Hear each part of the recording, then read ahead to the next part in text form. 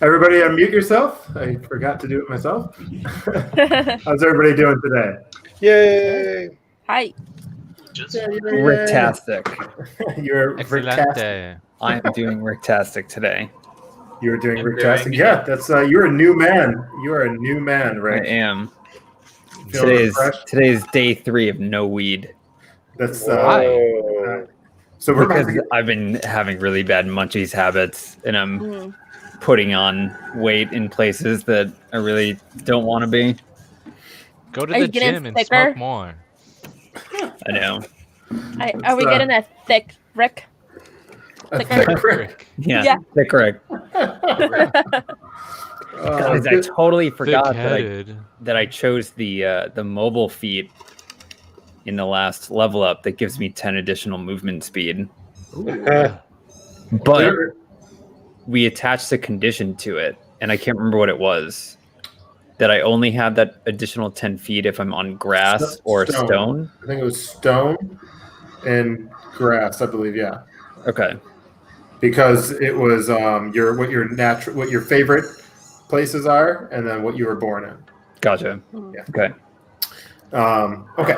So with that being said, guys, couple things at the beginning of this. I know Lox, Terry, you have a couple things to dive into here. One, we'll pull it up for next week's episode. The video. We'll figure out how to show that for everybody to see because it's going next week as well, right? The Kickstarter. Okay. Yeah, so why don't you tell people about the Kickstarter that's going on? Yeah, so a group of comic creators and I got together. Well, it's the ringleaders are Dave Schrader and Clay Adams. Dave Schrader has some books over at Action Lab, Baby Badass, I guess what he's best known for. And Clay Adams has a book coming out through Scout. But they've both been in around the television, movies, comics for a while. They got a anthology going right now. I think it's I hope you're pulling it up because I'm going to butcher the name. It's a Nightmare Theater something, but it's on Kickstarter and it's really good. Yeah, there we go. Nightmare Theater, a cinematic horror comic anthology. So we reached our goal, I think yesterday or earlier today, and we're into the stretch goal. So we got a lot of people involved with it. Myself and Lucas, who was the artist on Wicked Righteous. We have a short story in there. It's kind of a social commentary on politics and coronavirus. Commentary. Commentary. Oh. It's terrifying. And but there's a lot of people that are much cooler than I. David Pepos from Spencer and Locke, he's in it. Charlie Stickney from White Ash and the editor of Scout, he's in it. Don Wynn, Christy Shin, Russell Nolte. I mean, the list goes on and on. I think we just unlocked a stretch goal where Pat Shand is adding a story in. We have a cover by Soros Song. I know I'm butchering a lot of names. $15 gets you the whole collection. I know, and it's over 200 pages, and that's just the starter. So that's once all the add-ons are added in, and so you're gonna have a pretty nice package coming. So it's really cool. There are a bunch of short stories, varying in length, and I think it's a slice of life from every single genre that you can think of, from zombie to vampire to body dysmorphia to like my weird creepy things. But it's really cool. Damn. If you go on to Kickstarter, check it out.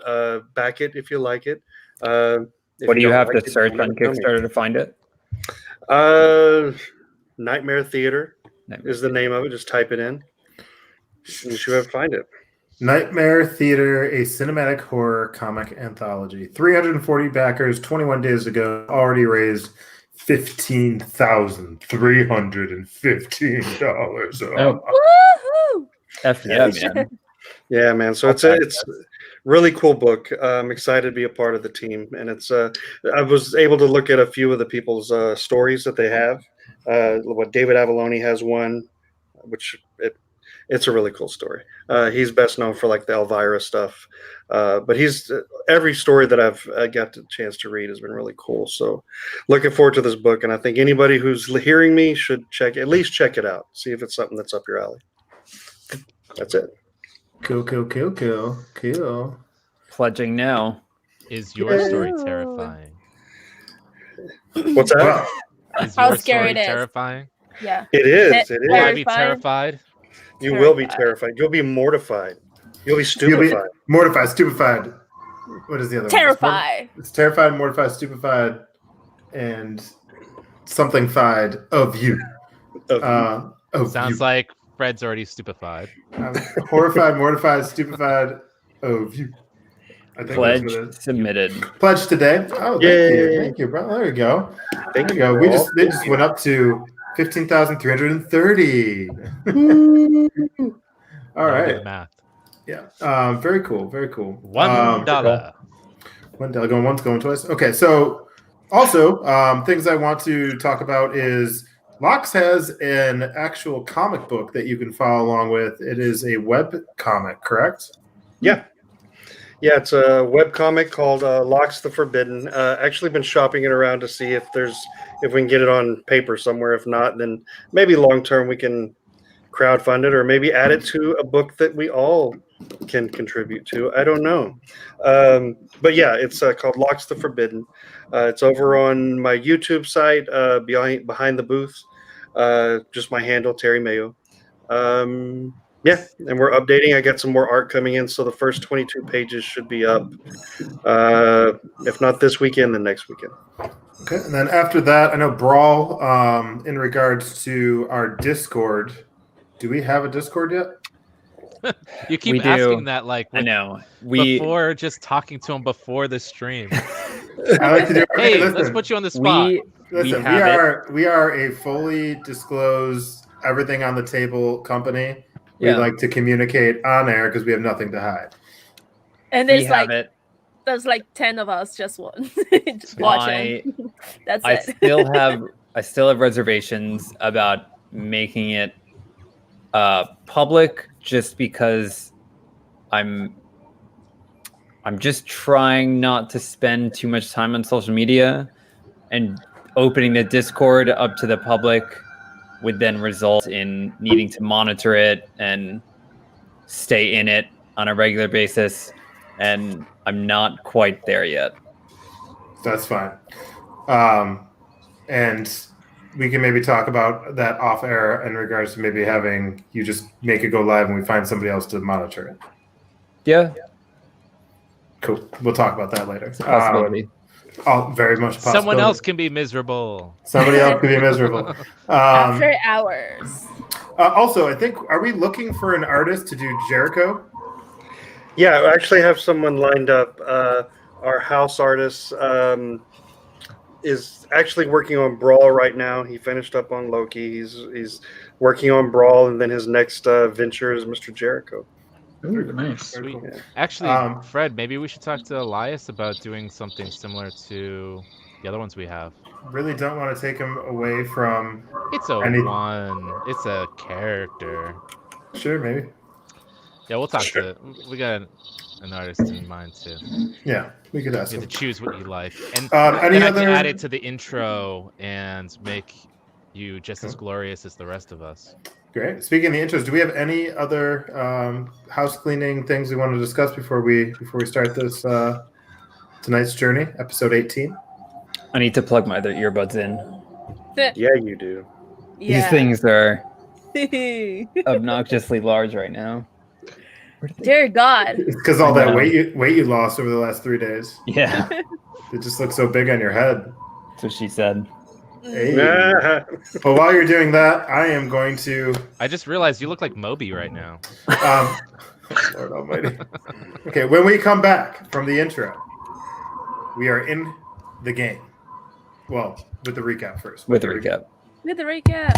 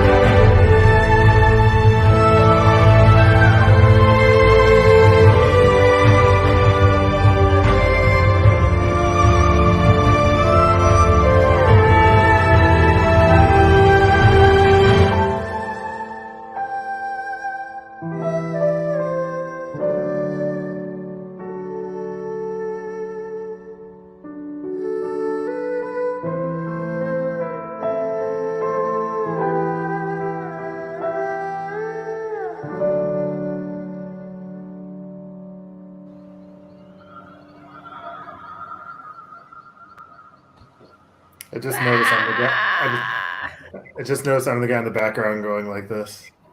You Puppeteer? just noticed that? Just not. I thought that was one of the reasons why you love to play it so much. 'Cause you were just like, oh, that's me. That's me. I control. Yeah. All right, well, I'm going to give everybody a second to channel their inner character. Everybody, find yourself, All right, and Brall, hit us with a recap. The sober recap, your first sober recap, I think. Oh, Well, I've done it before, but first one in a while. So, on the last episode of D&D, the group was huddled around a campfire, and Danon was startled to see her sister's face in the fire, silently mouthing words to her before it turned into a hag's face and vanished. Jericho then noticed Danon scrambling and digging at the campfire as she called out to her sister, which then led to a wholesome conversation about family. Thomas then awoke as Lox and Loke returned with the deer from their bromantic excursion into the woods, and Thomas further briefed the group on the current situation, that apparently the Semet armada had left after sacking Sturgeon Point, and Thomas believed that he was the only one who got away. Jericho then admitted to the group that the Semet exodus did not happen in the history of Ether he was familiar with. While preparing a deer stew, Brall stared intently at Loki the whole time, making Loki very uncomfortable while Jericho continued his savage assault of puns. After a solid night's rest, the party headed off in the direction of Sturgeon Point, while everyone took turns explaining the pocket to Jericho. As the group neared Sturgeon Point, the forest transitioned to a barren field of tree stumps. No forest critters, no birds flying overhead, just lifeless. After walking for another hour, Jericho noticed a dense wall of seemingly unnatural fog, which the group decided to return to later and investigate. Once the party arrived at the burnt remnants of Sturgeon Point, they were disgusted to find the encampment surrounded by countless charred bodies on large stakes. They were then saddened to find the small body of Gregory, the barman, with a small pile of pistachio shells at his feet. The group was shocked at the thought of the enemy enjoying Gregory's delicious salty nuts while they watched him burn to death. After making their way to the center of town, it became apparent that the metallic tree at the center of town had been uprooted and taken, which Jericho explained could be in line with the Semet tradition of destroying/stealing religious idols of their enemies. With the help of Danon's keen eye, they then realized that there were 20 bodies surrounding the encampment compared to the 30 inhabitants that lived in Sturgeon Point. After deliberating about what to do with the bodies and where to search for the potential survivors, Thomas interjected to remind the group it was their fault everyone was so gruesomely slaughtered, which seemed to strike a chord as Loki and Danon unleashed their verbal fury upon Thomas. After an intense but brief debate, Loki persuaded the group to dig up the entrance to an old mine underneath Sturgeon Point in search of potential survivors. Once the loose dirt was displaced, Loki, Lox, and Brall made their way down to stubbornly investigate. Strong emphasis on stubborn, only to be confronted by a giant purple worm, some 50 feet long from what they could see. The trio decided it would be best to leave, at which point Loki thought it would be a good idea to fire a goodbye arrow at the massive, terrifying worm. Surprisingly, the worm did not appreciate Loki's kind gesture, as it then became enraged and focused its attention on the tiny trio trespassing in its domain. In a desperate attempt to escape, Lox reached the top of the rope first, barely hanging on to the lip of the hole they dug. Thomas rushed over to Lox, grabbed his arm to pull him out, the poison from Lox's skin searing Thomas's arm. Valiantly pushing through the excruciating pain, Thomas pulled with all of his might to bring Lox to safety before passing out due to shock. Loki then pulled the oldest trick in the book by tapping on the worm's back with his mage hand, miraculously distracting the worm long enough for Loki to make it halfway up the rope. Brall raced up the rope, healing Loki as he passed him, and Danon created an illusory pig again to distract the worm from the bait now dangling from the rope. The irony was not lost that a giant worm was now pursuing bait dangling from basically a fish line. Yeah. But Brall and Loki made it out just in time. Brall grabbed the unconscious Thomas, and the party fled like madmen toward the fog until they were about 40 minutes outside of what remained of Sturgeon Point. And that is where we pick up. Well done. Well done. That was Okay. great. Sober is better. I know. Better storytelling. We actually got through it in a good amount of time. All right. So diving into tonight's episode, the group finds solace in the edge of the woods, looking out into what was left of Sturgeon Point. You could still see off in the distance. You hear a rumbling under the ground, but it seems to subside as the group catches their wits. Thomas, on the other hand, is fainting and seems to be very in a lot of pain at this particular moment in time. You can see him kind of going in and out of consciousness as the poison from Lox kind of seeps into his skin and up his arm. And he's slowly drifting out. And I hand it over to the group as you guys catch your breath, and this is unfolding in front of you.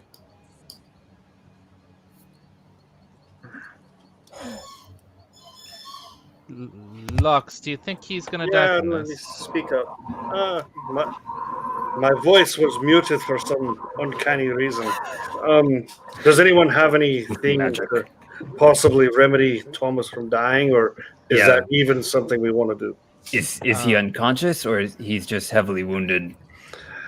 I think he's probably on the verge of something really bad.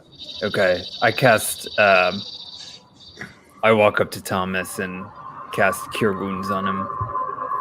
It's poison. That's not really gonna do anything. Oh, that's Yeah. right. So I'm gonna take a vial and kind of scrape off a little bit of Lox's poison from his body. No, I do not consent. Where's the consent? What? Just like go to his face and Just like right on his arm. I don't quite Straight trust your So judgment. as you do this, drool and a little bit of pus starts coming out of Thomas's mouth as he's on the ground, kind of starting to convulse a little bit. All right, I'm starting to use a little bit of this poison to concoct an antidote. Hey, good, Thomas. It'll be 23 hours. Don't worry. Are you going to test this antidote first? Probably Wait, not, but he doesn't wait, really have any time. Better than nothing. What is that? More. A healing What kit? could be I feel more like I have a poison? healer's kit. Oh, I don't think I do. I'm proficient in medicine. Okay. So nobody has the antidote to Lox's poison as he's drifting out of. I mean, Yeah, I'll cast I'm just gonna ask Cure Lox. Wounds on him just to get his health up. Okay, as that does, the blood kind of drips through, but he comes to full. But you can see that he's like very much kind of like hanging on by a thread at this moment in time. I But heal him for 9 HP. Okay, so he's back up. Oh, thank you. I'm afraid if we. Oh, I swear I saw my maker. Oh, What do you look okay? like? Lots prettier than you. Lox, are you okay? I am. I hate to say it, but I think I might owe you one, Thomas. Thank you for pulling me up. Oh, good. I have a bit of some leafy green that we took from somewhere early on in episode 4 or 5 that we were on a mission to get. It was an antidote for Sarah. I don't know if it'd work on you or not, but that's the best I have for you. If you would like to try it, I can give it to you. I guess there's not really many other options. Roll for. Have you roll Lox for medicine? Medicine. Okay.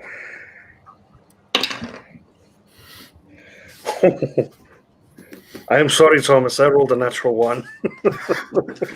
So as he eats the medicine you give him, it almost has a reverse effect. The poison starts getting blacker and blacker and kind of starts seeping up his neck as he just throwing up. It was a 3 with my modifier, but. Well, you guys got to tell me this.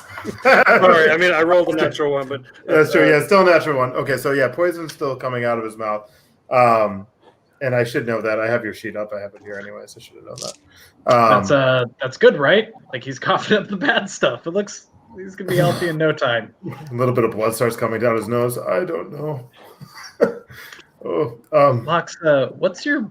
So this just oozes out of your body. Do you know how to deal with this? It seems like it would be a constant problem that you would know how to deal with. Well, it's rarely It is most definitely a constant problem. But it's rarely my problem, so I don't really That's know. true. I mean, I know how to poison. I don't know how to unpoison. How to stop it. Loki, what are you doing with your bile? I guess you just took some, but how are you concocting an antidote? I'm actually researching it right now to see what I might be able to do with it. Using because I do have a proficiency in alchemy. Okay. Well, while this is happening, he's still 2, but he's just a little out of it. What would the to do in this moment in time? I want to see if there's like just take a look at Thomas, look him up and down with my combat knowledge and all that, just adventurous, the things that I've seen in my years. Is this guy gonna make it? Is he's gonna die?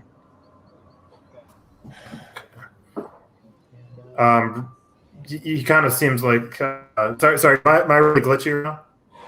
A little bit. A little bit. Yeah. Right on this moment. Yeah, just instantly. Yeah. Okay, I'm sorry. I'm hoping that this on my side it looked completely fine, so I don't know. I don't know if it's me. I can make a potion of climbing or a potion of swimming. Which one's going to be better for you? Maybe we can, the swimming one, and we can put them in the pocket. So, no. Barry, let's see. Yeah. So, Can I do a medicine check? To do what exactly though? See if there's anything that can be done about the poison. Okay. Investigate. Roll your medicine check.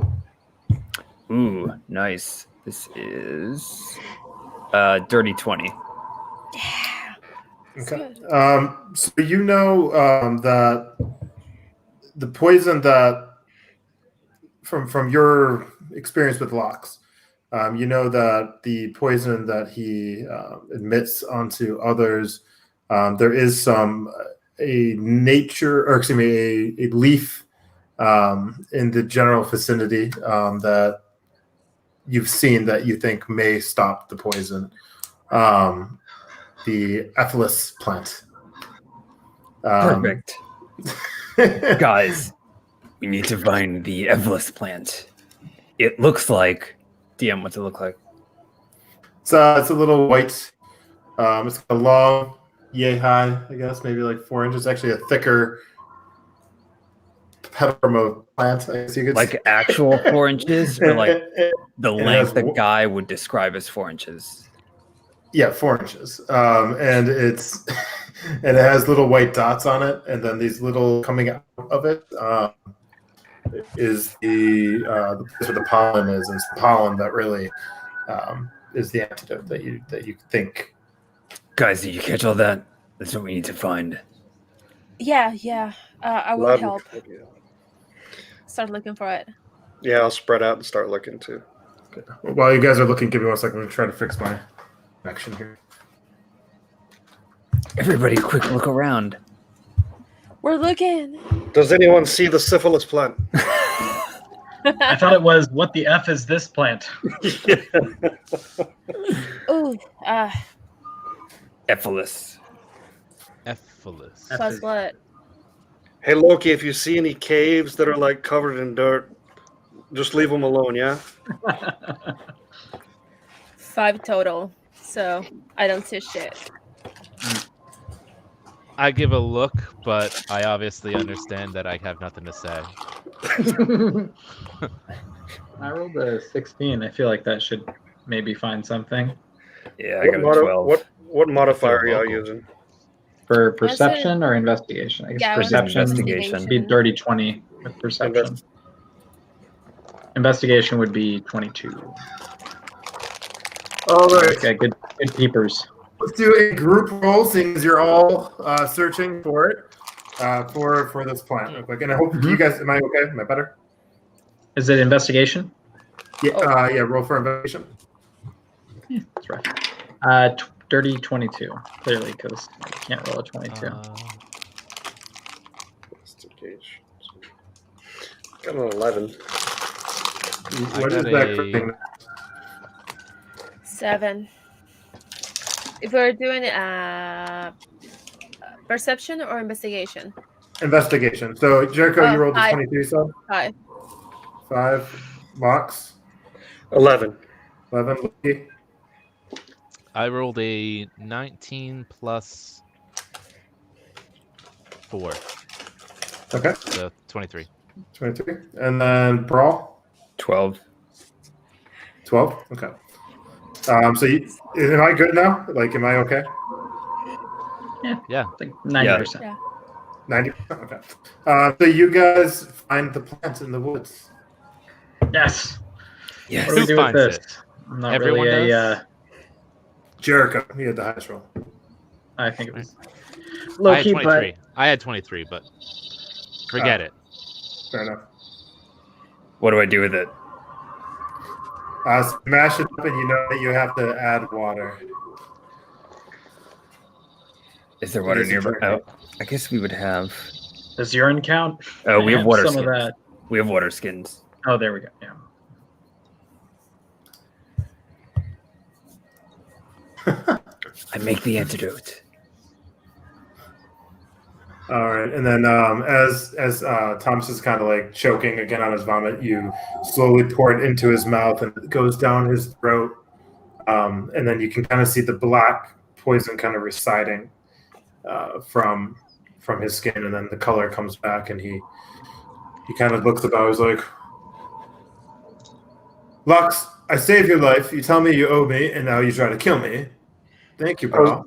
I was really trying to save you, but good job coming out of that. High five, Thomas. High five. And he's like, all right. You should have rolled for that one. I'm a little, Roll for deception. Roll for persuasion. I'm a little out of it. I won't lie. So I'm going to just kind of. I'm just going to kind of. You guys take the lead right now. I need to catch my wits. I'm gonna poison this guy more often. All right. Too soon? No, it's fine. All right. So, did you guys find any survivors? It seemed like you weren't really having a fun time down there. We haven't really gotten a chance to really decompress from the event that we just witnessed. We found a lot of silver in the cave wall. Something that we can go back to someday. Yeah, It seems like a not now. noble Chip away a intent little that bit. you entered the cave with. Yeah.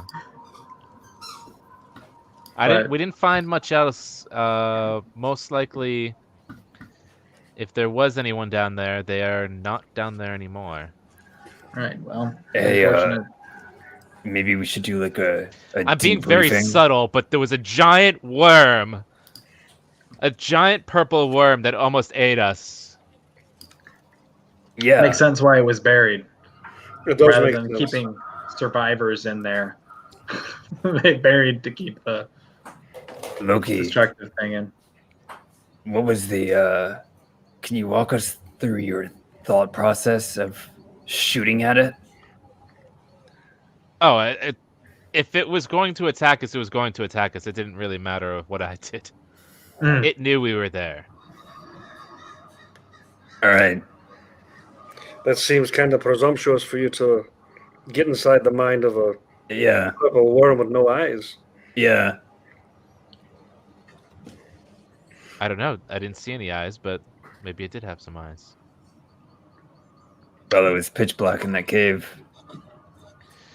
The only way I could see it was from my fire arrow. Yeah. So, going forward, we might need to have a bit more of a debate before we start jumping into dangerous situations, or at least like a should I shoot? Well, should I shoot? That's never actually ever come up before. That answer will always be yes. The answer's always yes. When in doubt. I mean, guess that's I don't bad. think that you ever asked that question. I've asked it quite a few times. Anyway, Well, and actually, well, when he we're shot, all he alive. killed them. Some of us Ouch. have teeth marks in us, but we're all alive.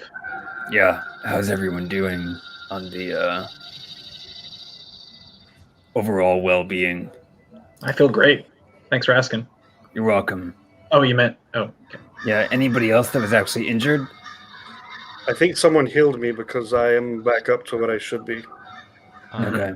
I was healed a bit, so I'm not too shy of my full health.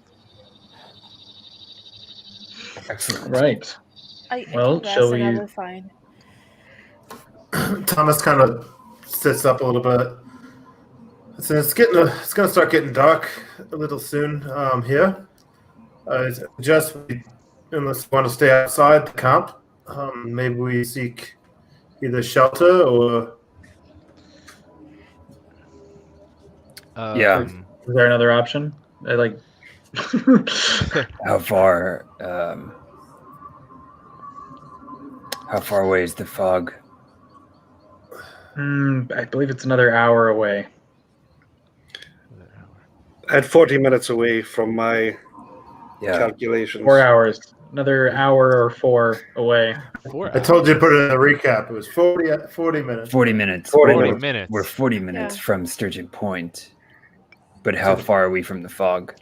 From think that was my 40 last minutes. memories, it was 40 minutes away from the fog, is what my Microsoft Word is telling me. Oh, I wrote 40 minutes away from Word. Sturgeon Point. You guys are 40 minutes away right now from the fog. So, hey, Ah. we're some distance. If we're 40 minutes away from the fog, do we want to, like, it's possible that this fog is filled with the villagers. But we're in we this don't know area. that. Thomas, did you see anyone else besides Gregory that was among the bodies? Do you recognize anybody? Didn't really take a long look. I mean, you saw how fast things just moved. But I recognized Gregory. That was all. You said that there was like somewhere around 60 villagers, and I think that we only saw, or I don't know, 30. there's more villagers than there was crucifixes. 30, Well, 30 30, residents, 20 including corpses. including myself, 30. So that means Okay. there's about 9 people that I guess may have survived, or may have been captured, or may have fled, or may have died in the water, fell off a cliff. Who knows? Well, we're in the forest now. I say we set up maybe a defensible, get an idea of where we are, set up camp here, and maybe someone keep watch. Are we still in the... Have we reached the tree line, or are we still in the stumps area? You're in the tree line right now. Okay. Yeah, I say we set up camp here. I mean, it's not going to be dark for quite some time. I mean, it's maybe like 2-3 hours. You want to just maybe we can. Never mind. Well, I mean, Yeah. if it's like, what, 3 p.m.? Well, I still say mean, we head towards because the last time that you guys, this is just me entering in this, but you guys saw the fog around the place. We see fog over there. I kind of agree with this weird future man. If there's any chance that we may be able to catch Sarah, then I suggest we probably go with haste in case we are to lose her. That could be a great loss if she's still alive. I mean, if How that's do you any know chance that? that's her. How do you know that she's alive? I don't. If she may be dead, I'm just saying if that's her, I mean, she somewhat protected this place. I'm assuming the fog was because of her. All right. I mean, I can see in the dark, so if we run into trouble, I personally can't. I know. That's why I wasn't. Sounds like a personal problem, because I can see in the dark. All in favor? Lox, I can see in the dark. Can you see in the dark? I cannot, but I can huddle up close. That's what she I said. do have, so I fumble around in my bag and I take out this kind of bronze cylinder, which has like a kind of gem looking thing at the end. And it's got a crank at the other. And I say, I've only got one, so you guys can fight over it. But essentially, this is a mechanical torch. And it can shine a 5-foot radius of light. So, like a real Perfect. torch. Like a lamp. But look, So, pretty cool, oh my huh? gosh. Yeah. I tell you Right. what, What's tell you what, witchcraft is I don't want to lose it, so I'll just use one of my regular torches. Suit yourself. I'm just worried for it. It seems like it could be quite expensive. Okay, so as the group musters together, you set off for the fog, venturing back the way in which you came from the previous episode. You're taking your time. You're conversing about, essentially, kind of giving Loki a little bit of shit about the worm, and going down there still. I got Okay. worms. That's what we're gonna call it. Some of you are debating about going back and the silver and that was there and the small fortune and how it could be worth something. Eventually. As this is happening, you hear a rustling to the side of you as you guys are walking. You hear it sounds like somebody's walking towards you. I look in that direction. You see branches moving back and forth as somebody's walking through them, a little bit of brush off to the side. Do I ready my recognize it as warhammer. Ukalo? I'm going to prepare a firebolt. What do you see with your dwarven eyes? It's a good question, DM. So you see coming out, Yukala. Hello, Brushing fellow through, pulling through. He steps out into the path that you guys are walking on. He kind of has brush. And State your name and your business. Some weeds off in his hair. Welcome back. Oh, thank you. You missed the part where we almost died. It Some seems of to us happen a lot with you lot. Yeah. Yeah, I've just been starting to not care when you leave. Uh, I just cool. expect you to come back randomly. Yeah, well, it is my favorite terrain, so you weren't too hard to find. Oh yeah, something about dice rolls, right? It's something about dice rolls. Maybe you can inform us what was so important to leave us in the night. Well, sure. Well, I couldn't That's what sleep she last said, by night. the I couldn't sleep last night, so I thought I'd go and clear me head. I was leaping tree branches when I noticed I was moving across a familiar trail. Now, it was awfully conspicuous given our previous surroundings, but I found myself standing in a small clearing, gazing upon a familiar scene. A lantern illuminated the features of a beautiful blonde girl rocking in a chair on her porch. You'll remember Jessica? No? Again. Is that the hag? Oh, the heck? She's not a hag. She's really quite nice, if not a bit quirky. Now listen, over tea, I asked her if she'd heard about the Semet fleet sweeping the Do you lands. have a girlfriend, you Carlo? Oh, be so lucky. But anyway, She was would be tea. so lucky. Thank you, Brall. Thank you, Brall. I asked if she'd heard about the Semet fleet sweeping the land, as her parcel seemed to be undisturbed. She responded in kind that she had in fact heard, and that the Semet had actually been loading shiploads of prisoners of war. Like, at this point, I'm going to lean up against a nearby tree. Through all day, I remarked that Than had asked us to deliver him a sword. It's okay, she knows him, and it seemed to get her attention.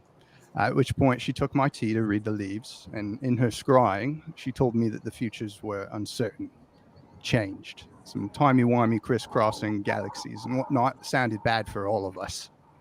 And lastly, as our conversation drew a close, that people seem to be popping in and out of our timeline without details, and they don't seem to stay for very long, which obviously, now say it with me here, is a bad thing. Yes, good. All right. Now, if we're lucky, we may be able to use them to our advantage. At least it may be a while until we can understand how they fully, but interdimensional travel with the possibilities of moving forwards or backward in time sounds pretty useful to me. Anyway, I have high hopes that one day we'll be able to use them proper, but I've also discovered that for some reason, I think I've absorbed some of this time slippage, and I have the facility now to sense these planar discrepancies within a mile or so. So I'll be scanning from time to time. That's impressive. Yeah. A load has happened in a night. So what you're It was saying mostly a is that conversation. we may Yeah. be able to figure out a way to go back and forth in time. I think so, at least. I don't know for certain. I mean, all I really feel is a connection to knowing where these things seem to be popping in and out of. For all we know, it might just stay at that. It might blossom into something else. Who knows? There's no real means of controlling the portal. It's just wherever it goes. Right, but maybe we'd be able to read them, say like this one will go here at this specific time. Would you call this ability of yours a chrono trigger? Bastard.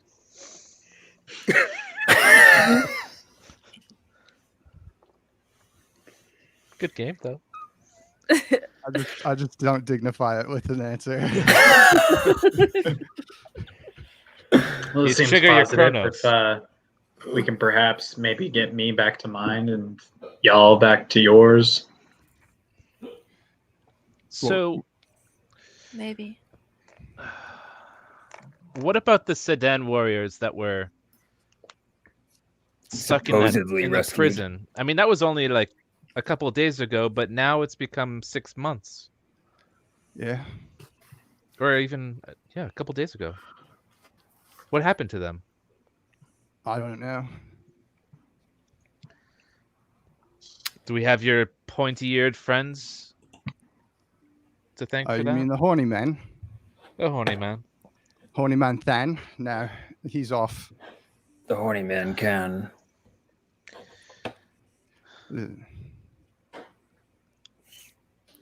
Well, we were Well- just trying to figure out what was going on in that fog thing over there. Fog. Yeah, Oh, it's last time kind of I weird, saw huh? fog. Yeah, last time I saw fog that thick, there were plenty of orogs. Thomas kind of stops you for a second. Good to see you again, Yukailo. Quick question. Only a couple quick questions. You know how I like to ask questions. Really, so did you say, just to backtrack, that the ships were loading our people onto them and taking them with them. From what I was told, it seemed like prisoners of war were being shipped away. Now, if being in shackles and loaded onto a galley makes you a slave, then I think I heard that there were a lot of slaves. Do we know where they're going? Because we don't know much of where they came from. Well, you mentioned that you saw they were leaving somewhere. I in particularly, I have no idea where they came from. I Well, guess here it's on- Jericho Well, I knows. saw them go north. Well, I guess Jericho. Do you know where your people originated from? Does Thomas know about you? Do a history check on that, I guess. I got probably getting it because I rolled an 18. And my history is fucking tight at 6, so 24. I know the shit out of this. Wait, you just rolled plus 14 for history? It's plus 6, Plus 6. Oh. he said. Oh, okay. 18 And plus 6. 1 second. 1 moment. 1 moment, please. Actually, I don't know if I have this book. Where's the book? I just moved, so I'm trying to put my books. 1 second. We should There all he goes. discuss what he's gone. Nothing. We should How get do like we kill the DM? hold music. How do we Yeah, I we had saved the asked DM. how do we kill Thomas when we keep on reviving him? Well, he Ukala, probably doesn't look super great. Well, we can make He's Lox recovering from complicit in his poison. murder. just touch him again. I look at Thomas. Can I make a medicine check on Thomas? Just looking at him, because seeing all this like bile and blood and vomit staining his It's shirt. fine. It's fine. Yeah, I'm sorry. I was looking for the book. You can. Yeah, if you want to take. You can roll for medicine if you like.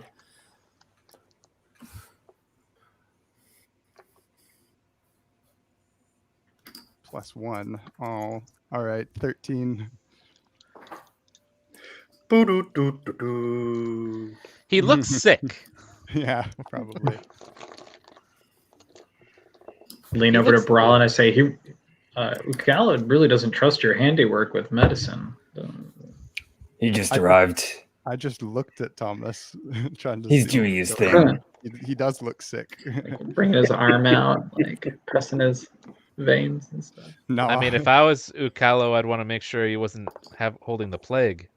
yeah, I just give him the once over. Okay, so 1 second here. I just need to zoom in. Yeah, so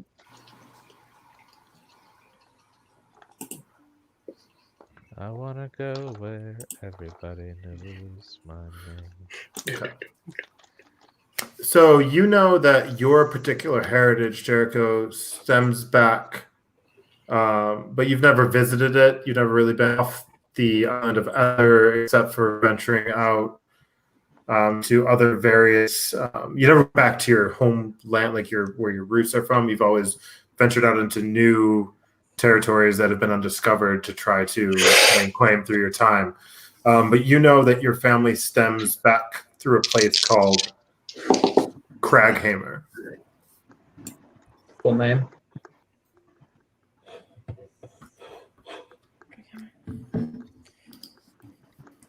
Right. And what cardinal direction is that from? That the is land? north. That is Okay. north. Specifically on the island, or well, the continent of it's spelled Tal Teldori. Dorei. Yes, Teldori. Okay. And was it common practice for the Semet to take slaves, or? From your knowledge, it is not common practice, nor do you remember, slaves coming back to Taldor at any time, or from that in your history books. You recall your people landing, staying, taking over and inserting their dominance on the land and kind of forging their own continent. And then there's stuff in the future Okay. that there's a period of time where basically the continent holds its own against the previous religious faction that initially came over, and they start their own. They do break off a little bit, and they form different nations within, as opposed to the nations they came from. But that was years and years and years after that. Yeah. So, and then just kind of one, like, did the, do I like trust that my view of history is like as things actually happened? Or I guess like, do I know my history to be reliable? From your, I mean, you feel pretty confident that you remember. Okay. You don't remember. You've never been to Crackhammer. You've never been to Tal'Dorei, but it's kind of. Yeah, but I mean, as the way that things played out, like where I am, like I can tell that like I'm not just knowing bad history, right? Right. You don't recall any of the events that are happening right now. It seems a little off to you because you remember specific big moments, kind of like the Battle of Gettysburg, things like that. There was moments that happened that were supposed to happen. One of those was like a colonization and sweeping of all the nations. The next big thing that was supposed to happen was the Ona clan falling, and them going over from the area you're in right now after they sacked Sturgeon Point, going over to Ona clan and taking them out. They never left on ships. That they marched. Yeah, they stayed. Across. Cool. All right, seems pretty good.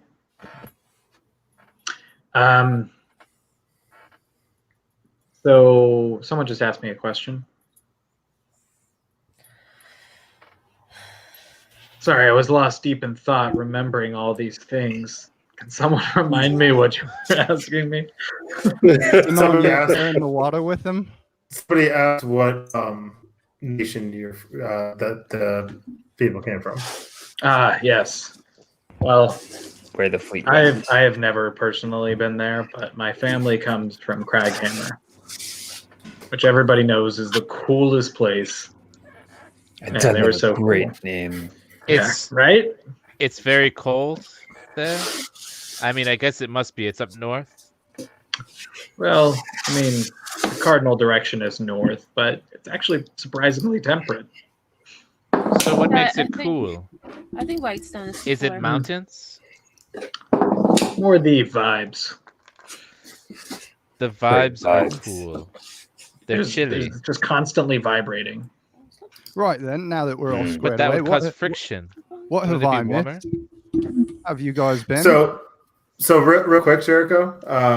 One thing I do want to point out is you know that Craghammer way back when used to belong to the dwarves, and it was a citadel. But you also know that when your people first came over here, they took Craghammer from the dwarves, and then that's when then those people fled from that area over to that's how your people left that land and came over here. Was after the Battle of Craghammer. A majority of the population actually left and came over to Ether. And that would be back by the dwarves, you were saying? It used to be a dwarven citadel, and your people, your ancestors took it over. And we like ran it for a while, and then later left to go to Ether. Correct. Okay. Cool. Is that trying to think? Is that connection in our present, as in? Would I know of Craghammer as a current dwarven citadel? Mm-hmm. No. Because I don't even think you guys knew about us as a thing existing before this. We just kind of popped up on the show. Nobody on this island has ever left this island to go to a different continent that you know of. Okay. except for those who have traveled from the Fae. Oh, one last question. Those people that live there, do I get the feeling that they were kind of like the same kind of like crusading vibe, or were they like a seafaring people, or like agrarian, or like what kind of In where your like ancestors a war are from? tribe? Yeah, Where like were they like a warring tribe? Were they like super angry and pissed all the time that everybody wasn't their religion, or did that develop a little bit later? Well, we'd have to go back way back, but Tal'Dorei was taken over by Semet followers as well. So it's we've kind of been a recurring. It's been generations and generations. So this plague has kind of swept through continent to Whoa, continent. plague? Come on. Well, sorry, this thing has swept through from continent to Blessing continent to continent. has spread. So to say, So to say, this virus Right. known as Semet. your people have Beautiful. kind of gone from continent to continent to continent. All right. So the interesting thing about all this that I'm still not adding up just yet is that things aren't playing out according to the way that I remember or that had been taught to me. We didn't ever leave this land when we came here. So I think something else is at play in our reality. What would The last what would thing that, scare an entire armada into leaving? it's I don't know if scare is the right word, but something I else think is it's what happening. changed. I think the question is what was different. Well, there's definitely something that the horny man is not telling us, because he is the only being I know of and I'm aware of that has the ability to transfer himself and others between times. Mhm. So, do we go and find this sword, or do we confront him? I mean, to get the sword, we'd have to go back to the Feywild. God, I do Exactly. not want to, but I think it's the only way. All right, And how listen. do we get back to the Feywild? I mean, I guess Well, Lake Slayer, do you still have that spiky apple what took control of your mind? did you say leg slayer? No. Who the fuck is he? What did you say? I said, What do did you you call still me? have do you still have that spiky apple? Did you say lake slayer? I I don't know do. what name you said. Lake Slayer. Ocean It's a Reaper. play on words. I get it. I'm intelligent, but I don't like it. My charisma is really low. Have we been walking towards the fog this whole time? Or Yeah, we're we just just- standing there. we're just- I hope we stop. have. Yeah, you guys Yeah. have been walking. You're coming up. You can Answer see. the question. Oh, yes. I have been holding on to it. I haven't really looked at it since Jericho, do you know last what this time. is? No, Do I what know what is? it I is? haven't taken it out. That's what she said. I know, but I'm prompting you to get it out of your bag. I don't know. Last time that I what you pulled said? it out, it wasn't pretty. What Last time you happened? pulled it out was in front of Sarah, and she wanted it, if you remember. Look at the way she was No, I dressed. thought I pulled it out in front of someone else. So that was me and Brall. What? I In the remember this. tavern. You don't remember in the tavern? Was this the Is that time where what I- you were talking in crazy tongues and you sounded like a madman? That's exactly the time. Were you there? Yeah. Well, no. That's Tom usually was what- there? That's The usually what entire town happens was when he talking. pulls it out in front of people. Yeah. You I realize give Brall a high five. the You entire cannot town was Yeah. all right there. And everybody saw that. No. Loki. Everybody saw it. What I'm saying is the entire town was all right there. Sure, you may have been by yourself. Word spreads really fast, and loud noises in a hut when everything is around you by 10 feet can be heard from afar. Loki, Oh, don't you be feel scared. better, Just right? pull it out. That is feels not better already. where Makes no I sense. pulled it out. I pulled it out in the forest I think I you would have put remember. on a list, Loki. You by would've put the on a list. Uroks. There must have been a playground close by. I think you would have put on a list. I that pulled it out at night. It was very dark, I thought Nobody it was could see it. midday. and Let's it talk was pronoun. not in the town. It was not in the town. It was I think I Oh, was there. I oh, think I was it there. was right I after fighting the remember. Uroks. I remember. No, it wasn't like that. We fought a lot of cocks, It was right? the night. It was that- after the cocks. We It was pulled it out after the cocks. No. You slay a. Yeah. And we There never was no- found out. There What was was in no Sarah's cocks. You were. There was no Yeah. cocks. There was uroks. You were blunting right to them. Mm.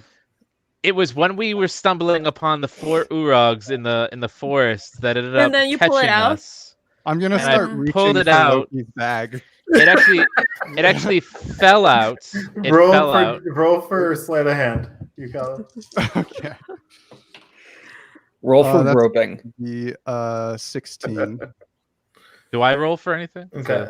So Roll for self-defense. I'm not trying to be stealthy. okay. I'm just like, So come So on. he's going through your bag right now, Loki. I'm not Wait, going. but how through- did he I'm go just, through like, my bag? reaching in. It's on your back, and I'm just reaching over you. So Get it I'm gonna out, slap him man. away. Slap him. Ah, just get the thing. Get the thing. Just pull it out. So Just I'm- show Jericho. Why are you Show it so to embarrassed Jericho. to pull it out, Loki? Honestly, What's I was wrong? scared.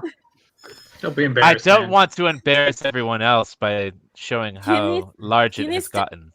We He have the needs- syphilis Oh, plant Rose. if we need to do anything. It grows, don't you remember? No, Wait, it's large right now It does grow. at this moment. It I don't enlarged. remember it growing. I remember it being really shiny, though. No, it remember it How shrunk you know? before, and then because it was larger, No, So, and it as shrunk, someone who does Loki. not, and now know it's the the trunk had a spell of heaviness. Does it get Loki. bigger when you hold it in your hand? Is that I it? thought that you'd keep it secret, and now have you been playing with it? That's why it got larger. I swear I have not been playing with it. You best not have. Maybe it was one of you that's scary. been playing with it. I'm I gonna don't know go- what you guys are doing when I'm I'm gonna sleeping. reach for Loki's bag again. Like people do things like this. They just reach into my stuff. This time And I they As got start somebody- playing around with my stuff. an As 8. someone who does not know the context of this, we're definitely talking about Loki's dick, right? Not me. What? No. No. We're talking about this thing, and I That's pull it out, disgusting, Jericho. He's gonna finally and I pull it out, and I show Jericho. I kind of wave it around close to his face. What am I actually looking at? You're seeing it looks like a meteorite with pins in it, essentially. Like, So okay, I'm- and I'm gonna do whatever check I need to. Investigation, I guess. Nature, But- no. What Look am I very looking closely, at Jericho. Do I understand what I'm seeing here? A meteorite with pins in it? All right. Yeah. I'm gonna give him the context of what Loki said, and that it there was like a tale that went on with it. Can I roll history to see if I Mhm. remember the little? Yeah, are you asking You, yes. okay. Yes, you can roll a history check. All right. Oh, that's -1. Oh, that's gonna be a 3. You remember Loki freaking out and speaking in tongues. Oh, and there was like he said some weird shit. I wrote it down here somewhere. I'm gonna start looking through my journal. Weirder Uh, shit than normal. DM, is it Hmm. larger? What you said? That- Sorry. Is this bigger than we remember? It's the same. It's the same size the last time you saw it.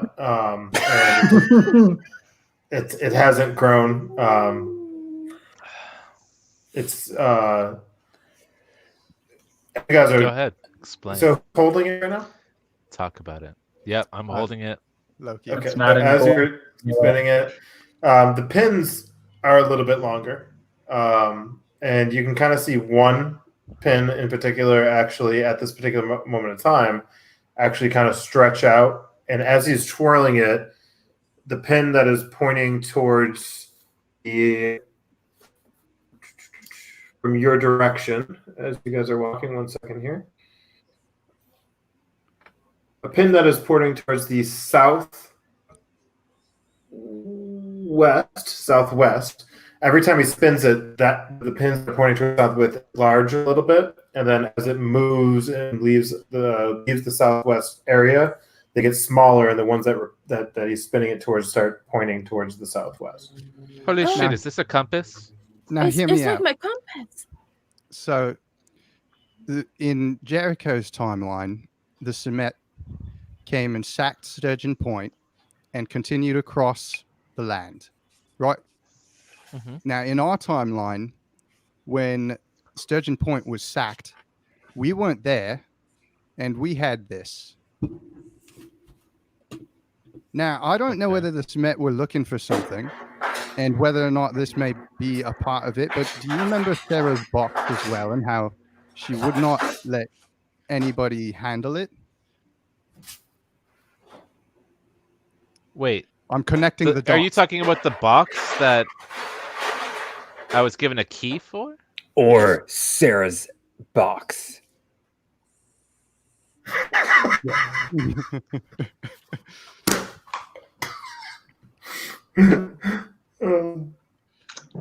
Anyway, I don't know what any of it I'm the means, key master. Are you the but gatekeeper? I'm just throwing that out there. That I mean, I think that the thing that was different was that we weren't there. Maybe they missed something. I have no clue. Have we arrived at the fog yet? As roll for observation, Brall. Thank you for picking your head up. Perception? Yeah, sorry. Perception. 18. It's been a minute. So you notice that the fog that you once saw when you were first coming, that was straight up in the air, and this giant wall stretching up to the heavens, thick, is no longer.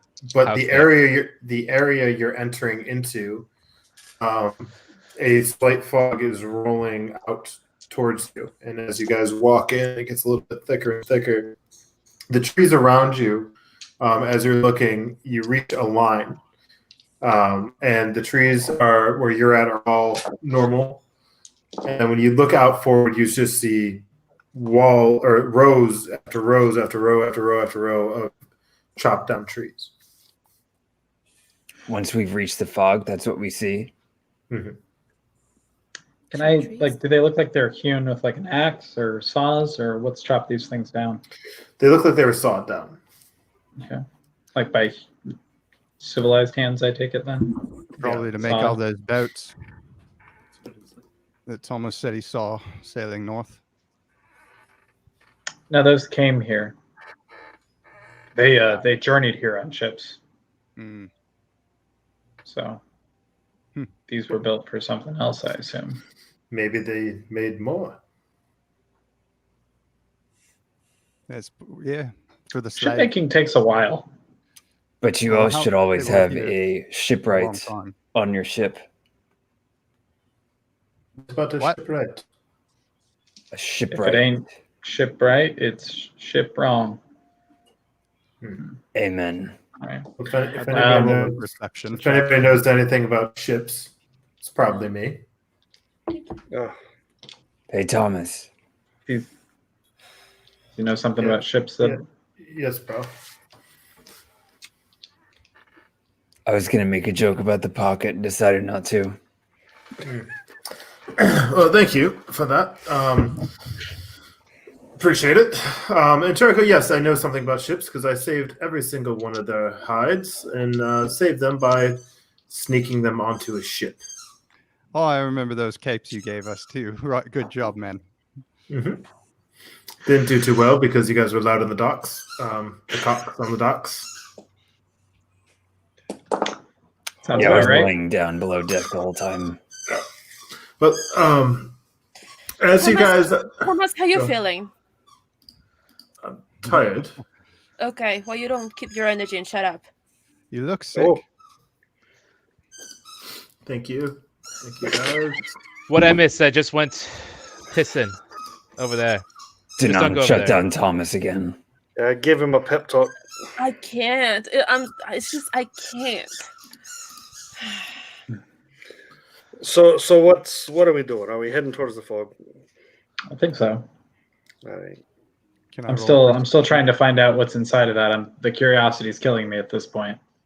Well, I think everything else we're talking about is conjecture until we start finding some clues or some things we can start connecting the dots, like Ducalo says. Did you say Mhm. So love clues. the meteorite that was holding said it was pointing somewhere. Southwest. Is it pointing towards the fog or pointing elsewhere? It is pointing elsewhere. So it's pointing southwest. You guys are heading right now. You're just heading south. So If it's a little pointing bit off. southwest, it's pointing to the center of Ether. I say we ignore this euphemism for a penis and head That's straight into the impossible. fog. But that's just my. Do you want to put it in your mouth? So as you Brall guys, somehow always knows how to take it to the point of no return. Yeah, to the next level. It's Hey. amazing. Dwarves are dirty. It's like stepdad jokes. It's not dad jokes. It's like Oh, Uncle jokes. Yeah. Uncle jokes. you sure have filled out. You sure got a pretty mouth, boy. oh my god. One second. Sorry, I'm looking up something really quick. Jesus. Is it what's behind the fog? Come over here and sit on my face. Oh my God, Brall. Quick, Loki, put it away before he gets too excited. It's back in the bag.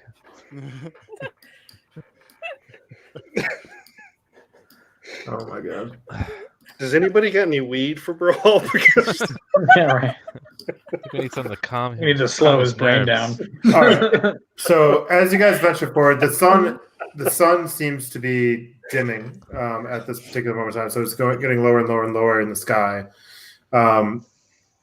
You can see probably from your point of view. Oh, he cut out. Oh, can you hear me? Yeah. Okay. About 80 to 100 feet, you can kind of see a flickering flame.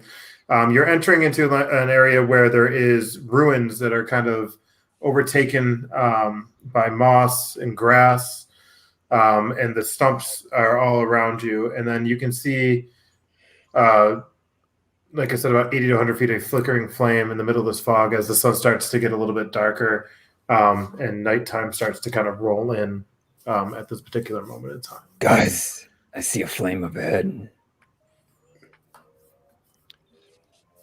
Should we Let's get go. closer? Me too. Sorry, I was waiting for a Brall euphemism. As you venture closer, Lox, on your right, you can see a dead horse. How that dead? reminds me. Several people are beating it. Laying on it, it's laying on its side next to in the middle of four stumps. Loki, stop. It's laying on. Jericho's hilarious. You just made a joke. It was great.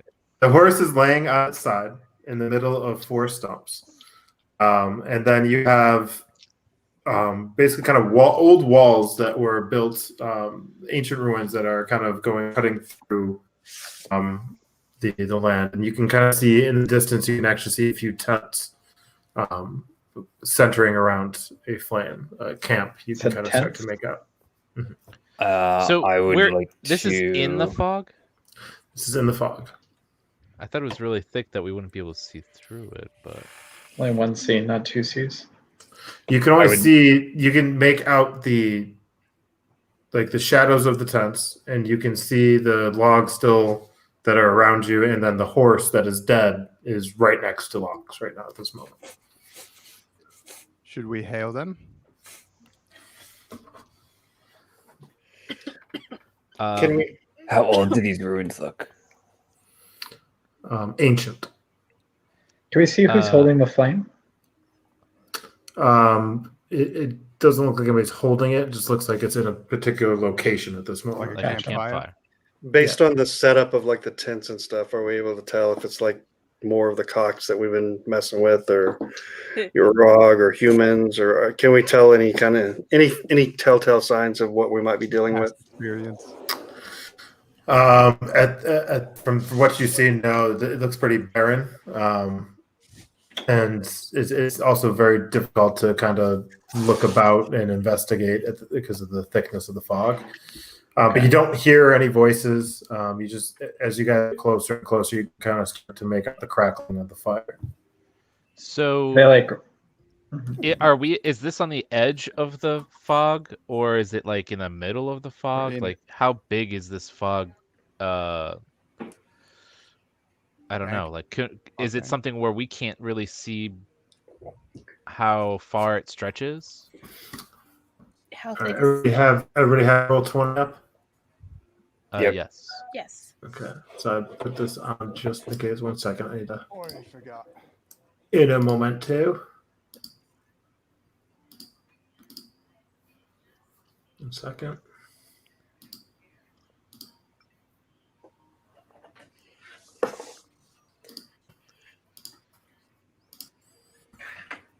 I'm going to put the map up for you guys right now. As the Just sun's in already case set. you. Yeah, the sun is setting. So what everybody can see here. Okay. Which direction are we coming from? So the tokens are on the left, so you're coming from that side. It's not much fog there. I'd like to sneak up and kind of see if I can Yeah. make anything out better. Yeah, same. Okay. Sneak behind him. Wait, Brall. Maybe you should let Lox handle this. I'm really stealthy, guys. The assistant manager has spoken, Brall. The assistant to this assistant. Is there a Karen here? Assistant to the regional manager? manager. Yeah. All right, so the horse that you said I was by, is it this horse here? Yeah. So right now, this is kind of the pecking order. You guys are in this vicinity right over here at this moment in time. Okay, I want to investigate the horse and how it died. Okay. roll Hiding for behind a tree stump. roll for investigation.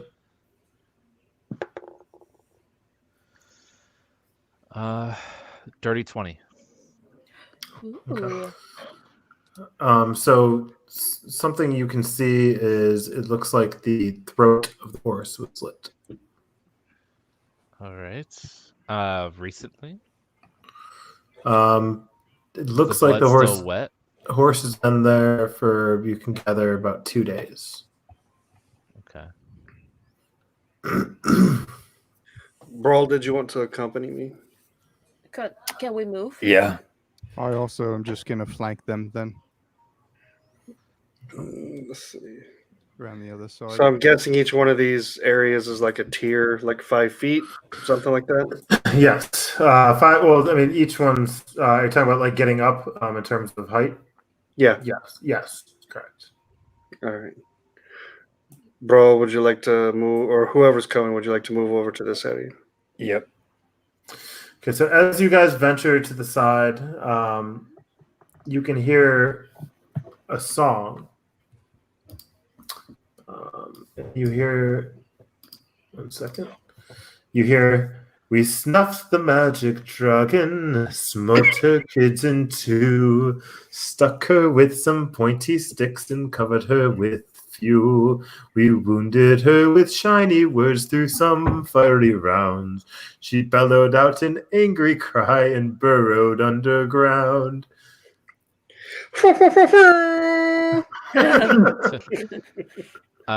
Do we like?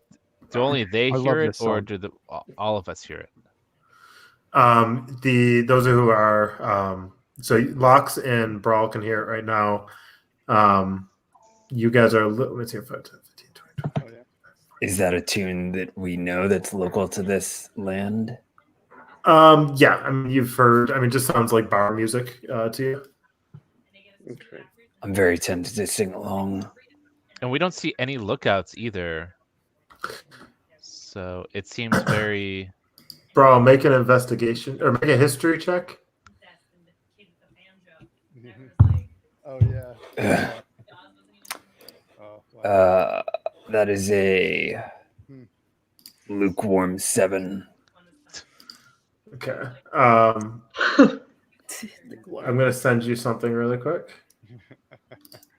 It's just Oh yes, another dick pic.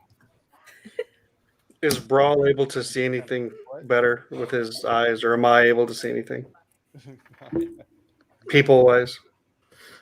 So as you peer out, 1 second here, you see a gentleman sitting on a stump. He has this long yellow cloak, and he's playing this little banjo, and he's plucking it, and then he begins to sing the chorus of the song. 1 second. We snuffed the magic dragon, smote her kids into, stuck her with some pointy sticks and covered her with fuel. We snuffed the magic dragon, smoked her kids into, stuck her with some pointy sticks and covered her with fuel. Hey!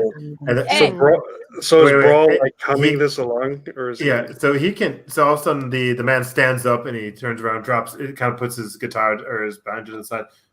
Hey, who's out there? Brall, you want to step forward? That would be me. I'll cover him. So. Who is out there?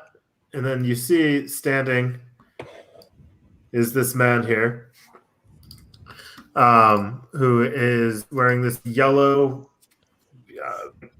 I guess you could say, cloak all the way down. It's kind of got these very, very articulate patterns going with long blonde hair, and his little banjo.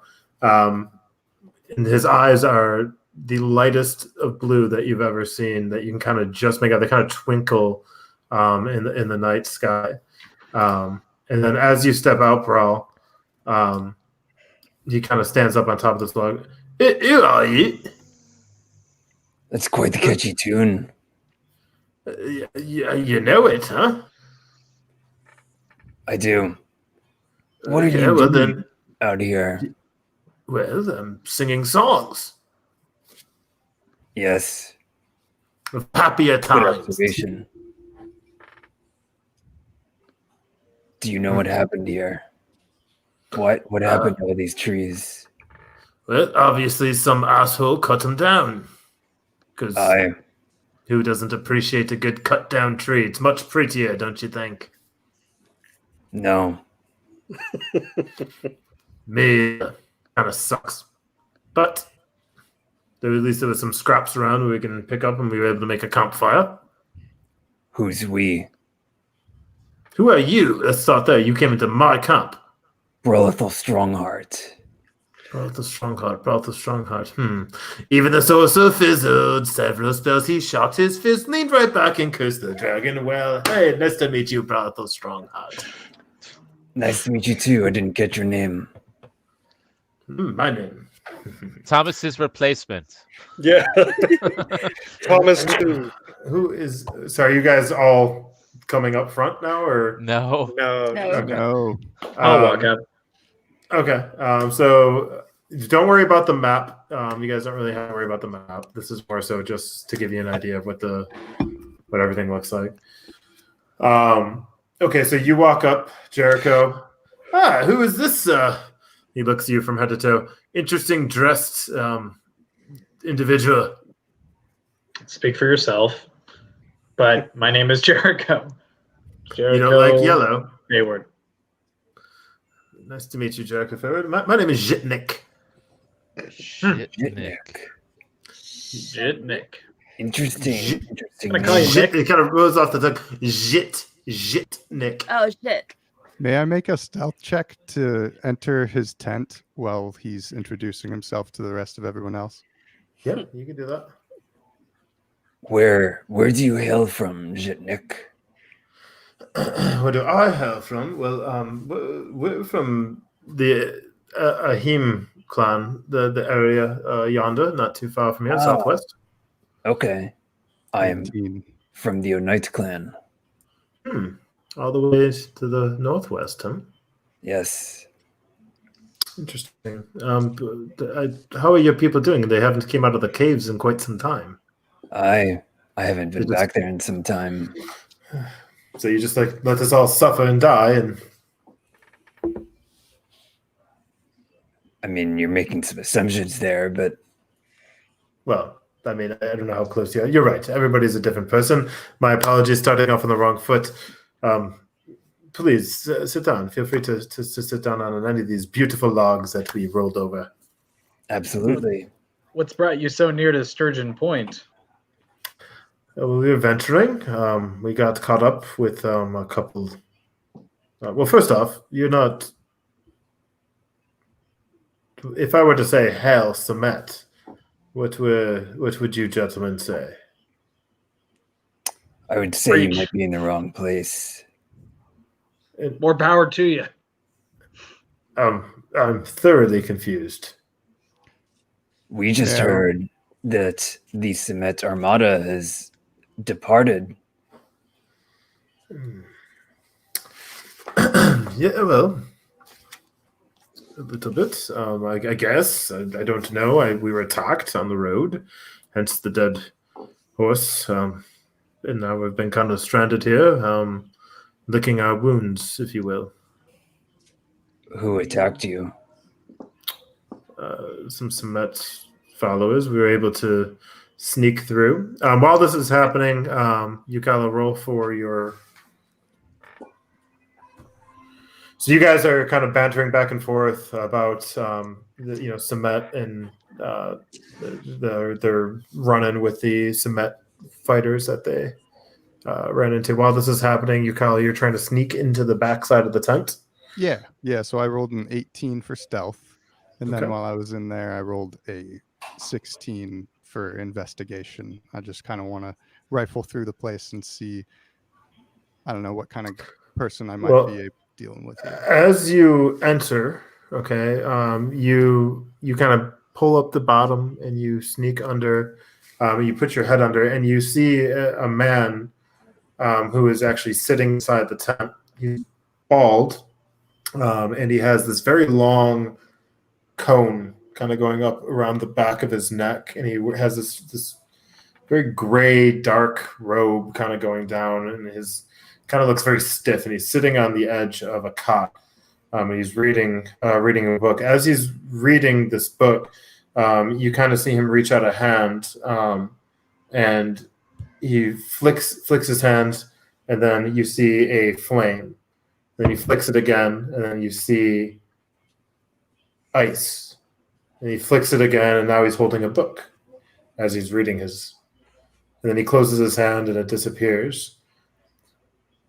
And he closes his book, stands up, and he walks over to a desk, kind of like a makeshift desk. You almost feel like you're in like a room. It's kind of there's low lanterns going about the inside of this round tent.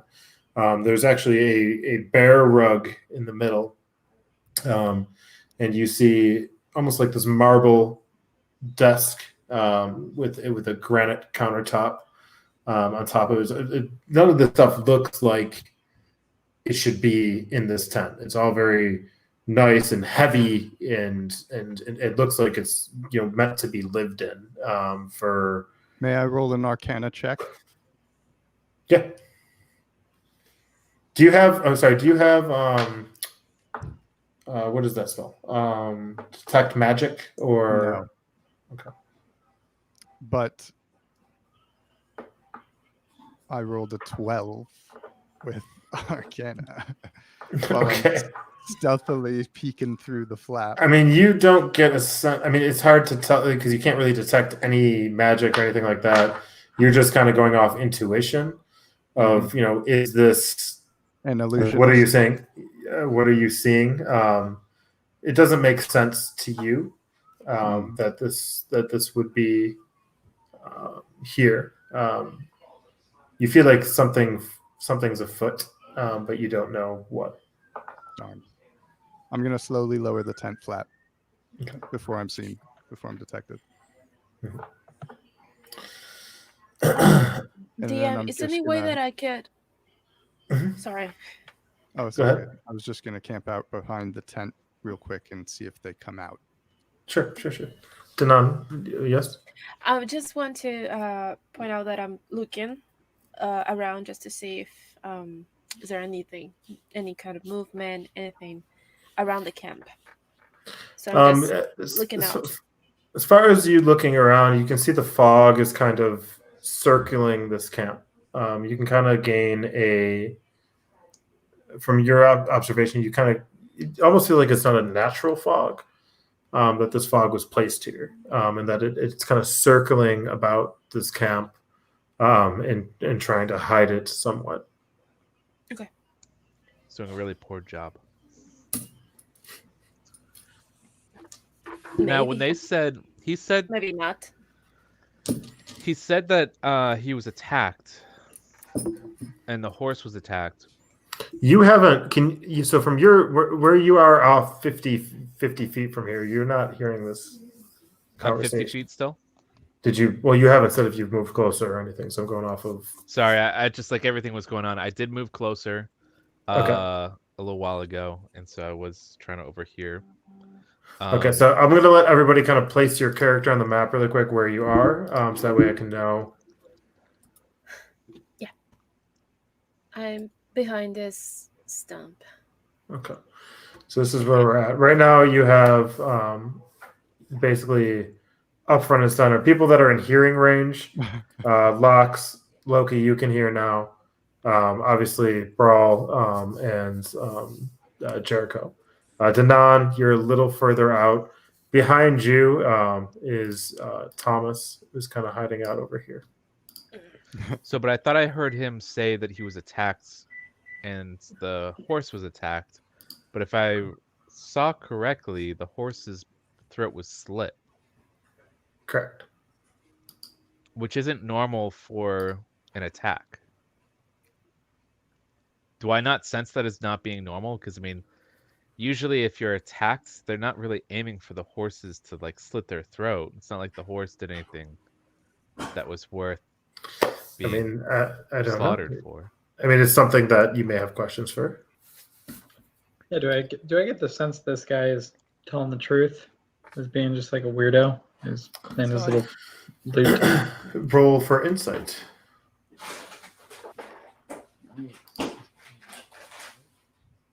$19. I mean, you get the sense that he's a little off, and you can kind of feel his vibe is very like. You kind of get a dark, eerie vibe from him, but nothing to the point where you're like you want to shoot him or anything. Yeah. Just more so the point of like guard your words, kind of. Okay. You know. Yeah. So, what adventuring brought you up here? This is pretty far away from normal happenings of things. The Awoke clan. He starts plucking his thing, his guitar. Well, I guess his banjo. Sorry.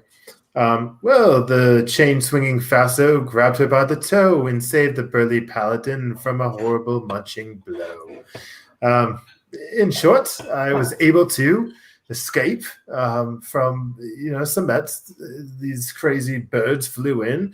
A talon came down, slashing at me. I pulled up and fell off. Luckily, we were able to elude him and escape. We had to slay a couple, but the vast majority of them didn't really pay much attention, which is good. And then they fell away. Do I see any of their weapons nearby? You don't see any weapons nearby. No. Okay. If you after like inspecting the bard, you can see over his shoulder. You can see a sash of arrows. Other than that, you don't see anything else. So, what was it that brought you out this way again, Jitnik? Well, we were making our way from basically the canyon of Aron. From the canyon of Aron, we were trying to stay far away from. They essentially sacked Ahim, and we ventured into Aron the deep canyons. You know the canyons. I'm sure you've. And then we ventured our way here. We're trying to get to. We heard there was solitude in an area over here, a place of safety. Yeah, you're not too far from where that place once was. Once was. Well, that's not. What do you know about this fog? He kind of starts plucking his banjo again. Even Glow the sorcerer fizzled several spells. He shocked his fist, leaned right back, and cursed the dragon well. Up an icy column, the bard was climbing high, pulling out the fabled sword that was slashed before his time. Sorry, repeat the question. What do you know about this fog? Fog? I don't know. It just seems like a good place to hide it. Yeah. Sorry, I don't mean to cut across you, Brall. That's such an interesting song you were just singing. Can you sing the entire thing? Not just every time we ask you a question, just let her rip, so I can really listen to those interesting lyrics. Do you want to sing along with me? Yeah, I'll let you take it. You're just I am not a good singer, and you. Brawl, you were singing the beautiful. chorus. You know the chorus, right? You know the chorus, Brawl, right? I do. Okay, well let's do this then. I will sing the main. You get the chorus. I'll point to you when it's the chorus. Okay, here we go. 1, 2, ding ding ding ding ding ding ding ding ding ding ding ding ding ding ding. We stuffed the magic dragon, smoked her kids in two, stuck her with some pointy sticks and covered her with fuel. She wounded her with shiny swords and threw it fiery rounds. She bellowed out an angry cry and burrowed underground. Now onto the chorus. Oh, we stuffed the magic dragon, smoked her kids in two, stuck her with some pointy sticks and covered her with fuel. We stuffed the magic dragon, smoked her kids in two. Yes. Stuck her with some pointy sticks and covered her with fuel. The wizard turned into a giant and pummeled the dragon's hide. The warriors swung their mighty swords and even fought inside. The chain-swinging fatso grabbed her by the toe and saved the burly paladin from a horrible munching blow. Even though the sorcerer fizzled every spells, he shocked his fist, leaned right back, and cursed the dragon well. Up an icy column, the bard was climbing high, pulling out the fabled sword that was stashed before his time. Some might call us murderers, breakers of the fam. Some are victorious, bandoliers are going to the lamb. Fleeing fast and furious, back to save the day. We proudly hoist the missing sword and singing all the way. Say... We stuffed the magic dragon, smoked her kids in two, stuck her with some pointy sticks and covered her with fuel. Hey! Well done, well done. I applaud. Yay. What?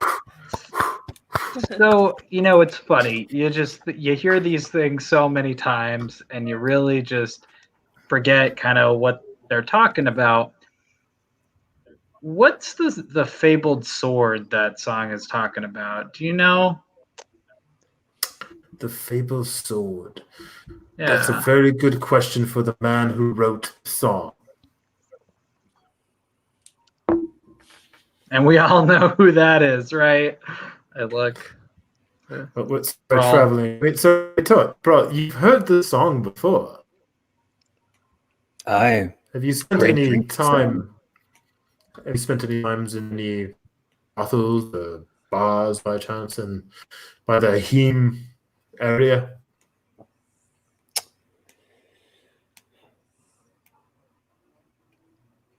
Not that I recall. Most of my traveling was done as a child. But I would not have spent much time in brothels.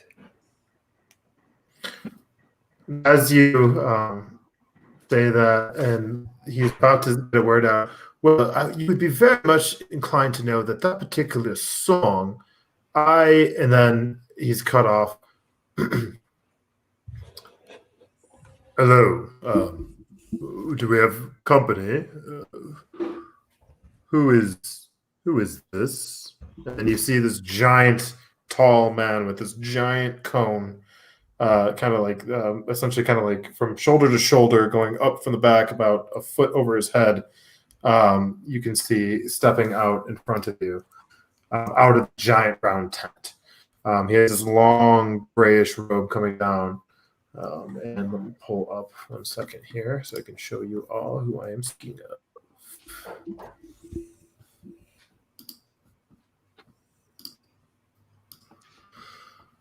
This is the So you same should guy s- that I saw in the tent, Yes, right? correct. So while I see him go out of the tent, now I'm going to take this opportunity to slip into the tent. Okay. So this is who you see standing in front Oh of my you. god. Whoa. Oh, wow. Wait. I feel like we were Oh, just no. transported to Warhammer 40k. That looks evil. So coming out of the tent, you see this gentleman right here. Is he human? He is human, yes.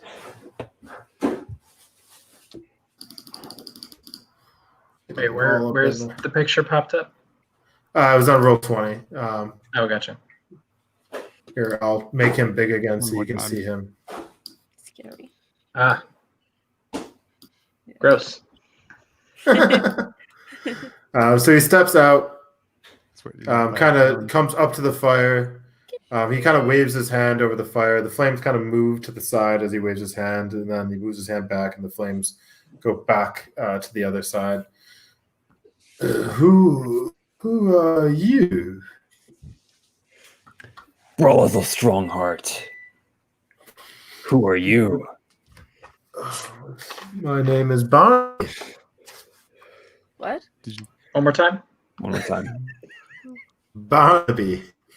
Barnaby. Barnaby. Barnaby? Correct. Name is Barnaby. All right, Barnaby. I'm That does Jericho not look Hayward. like Barnaby. Barnaby, Yeah, it cut out enemy? and No. it sounded like Barney. Yeah. Barnaby. Barnaby. Sith Barnaby. Lord Barnaby. We're not there. So, well, I'm not. Barnaby. Hmm. You're What brings you to?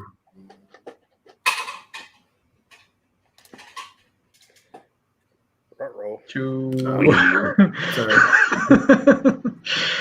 You. Bro, you just froze. we saw the flyer. We saw the fire in the distance as we were There's an advertisement. heading We are Yeah. but away. weary. What my weary That friend way. is saying is that we are collectively weary adventurers, and we saw a place of safety, so we followed the tree line, and we happened upon a fire. So And we we heard you a familiar song that we just love, know so well. It's hard for me to turn down a good drinking song. Then why don't you stay? Feel free to stay. Pull up, relax, kick your feet up. You're safe here. I am going to. I'm going to turn around. Why are you telling me? I don't need to know that you're going to turn around. Well, I'm telling you as the DM. Oh, I'm going to turn around and take my warhammer off my back, and as a misdirection, use my other hand to cast Detect Good and Evil. So while they're distracted by me taking the warhammer out and facing away from them, I'm casting Detect Good and Evil with my other hand. okay. 1 second. Or specifically Divine Sense. Yeah. On Barnaby? Come on. Come on, it's Barnaby. Barnaby. Barnaby Jones. Barnaby Jones.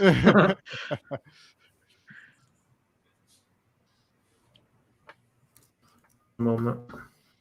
So is that only to detect essentially undead, fiend, and celestial? Celestial, Fiend, and Undead. Or, yeah. Celestial, Fiend, and Undead. You don't sense any celestial, fiend, or undead in this moment. Okay. What's the range on that spell? 60 feet. So as you kind of sense, you sense just uncertainty at this moment in time.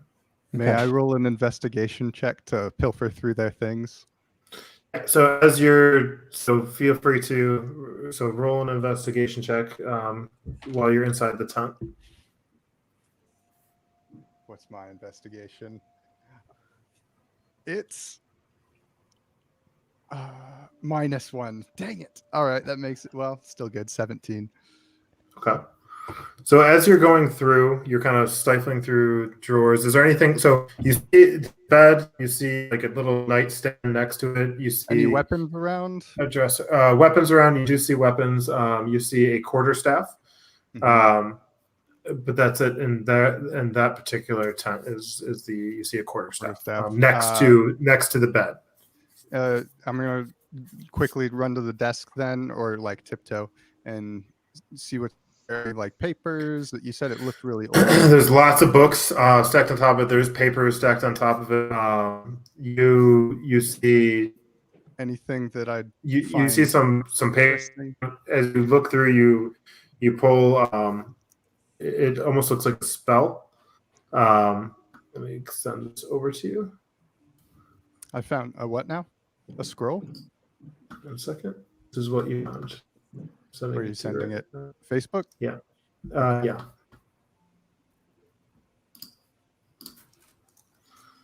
A moment. Coming in from Barnaby to Barney. But you're Barnaby, so.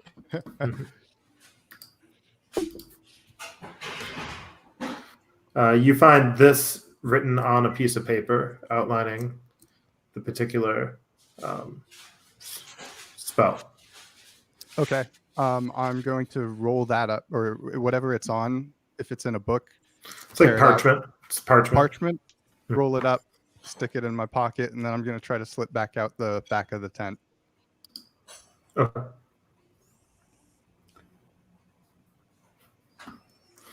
So as you do, you open up the back, you go out the side, and then you kind of come around. And then if you're ready to come out to the front, you can. Otherwise, you can stay where you're at. Perfect. So yeah, I'd like to start walking around the front, and I'll just pass the cone head guy and say nice hat, and then I'll go sit next to Brall. Okay, so you go over here. So you're sitting next to Brall. He kind of like looks at you and he kind of like pulls his hand up. Hot, not a hat. That's whatever. Please enjoy the music. If you want food, I was about to some for ask, you. do you happen to have some ale? I do. He's like, let me be right back. He goes into his tent, and then he comes out with a barrel ale. Something you did not see when he was in there. Okay, you call? Yeah. Okay. Something you didn't see that when you were in there. With this giant barrel, like a keg. When he tips it over the side, he pulls out a top. He pulls out some. He goes back in, comes back out with a bunch of mugs. Here you go. Help yourselves have drinks. After you, sir. Much appreciated. Thank you. I'm going to whisper into my hand, and then I have a small device, and I aim it at Bralthal and Ukalo, and I am casting message, and I'm basically saying I wouldn't trust anything that these men are doing. I wouldn't eat or drink anything of theirs. Feel free to execute your own judgment, but I'm abstaining. Okay, so you pull out this little tiny, like, it's almost like a shooter, if you will. So it's kind of like a laser light. It's almost like a little tiny gun. Little tiny gun. And you aim it, pull the trigger, and like this flying disc the size of about a penny goes flying out, and then it lands on either their chest or shoulder or wherever you point to, and it lands on.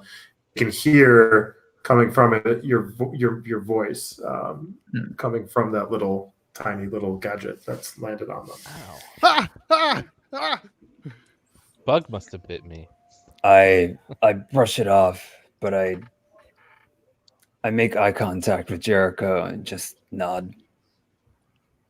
And I want to turn to Barnaby and say, I appreciate the offer, but it is sober October for me, so I cannot imbibe.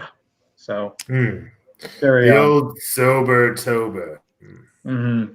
I down the whole mug.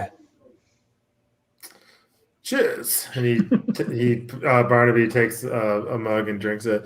Brall, you feel the same as you drink it. The exact same. Would you gentlemen like some food? I have some. I'm more than willing to share. You sure? I'd be happy. Some food.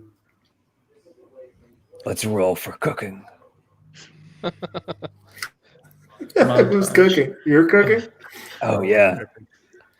So as His the eyes look out into the night goes darkness by, Brall Making start the eye cooking contact. a meal, and then you also hear, as you're cooking, Zhitnik begins to play his musical instruments, and he starts singing different tunes.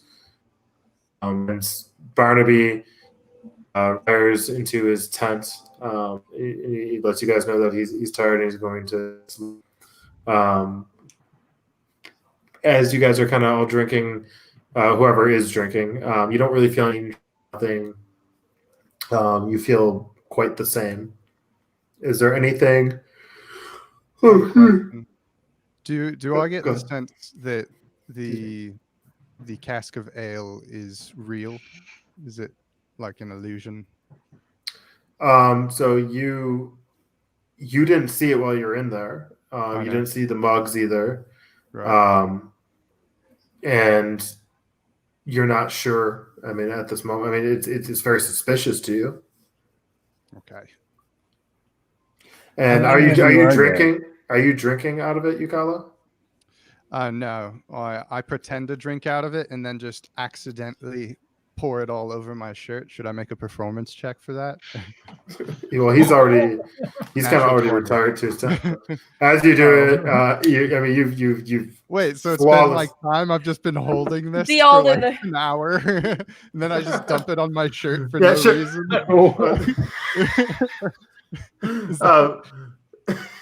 Okay, so let me just kind of let's backtrack here.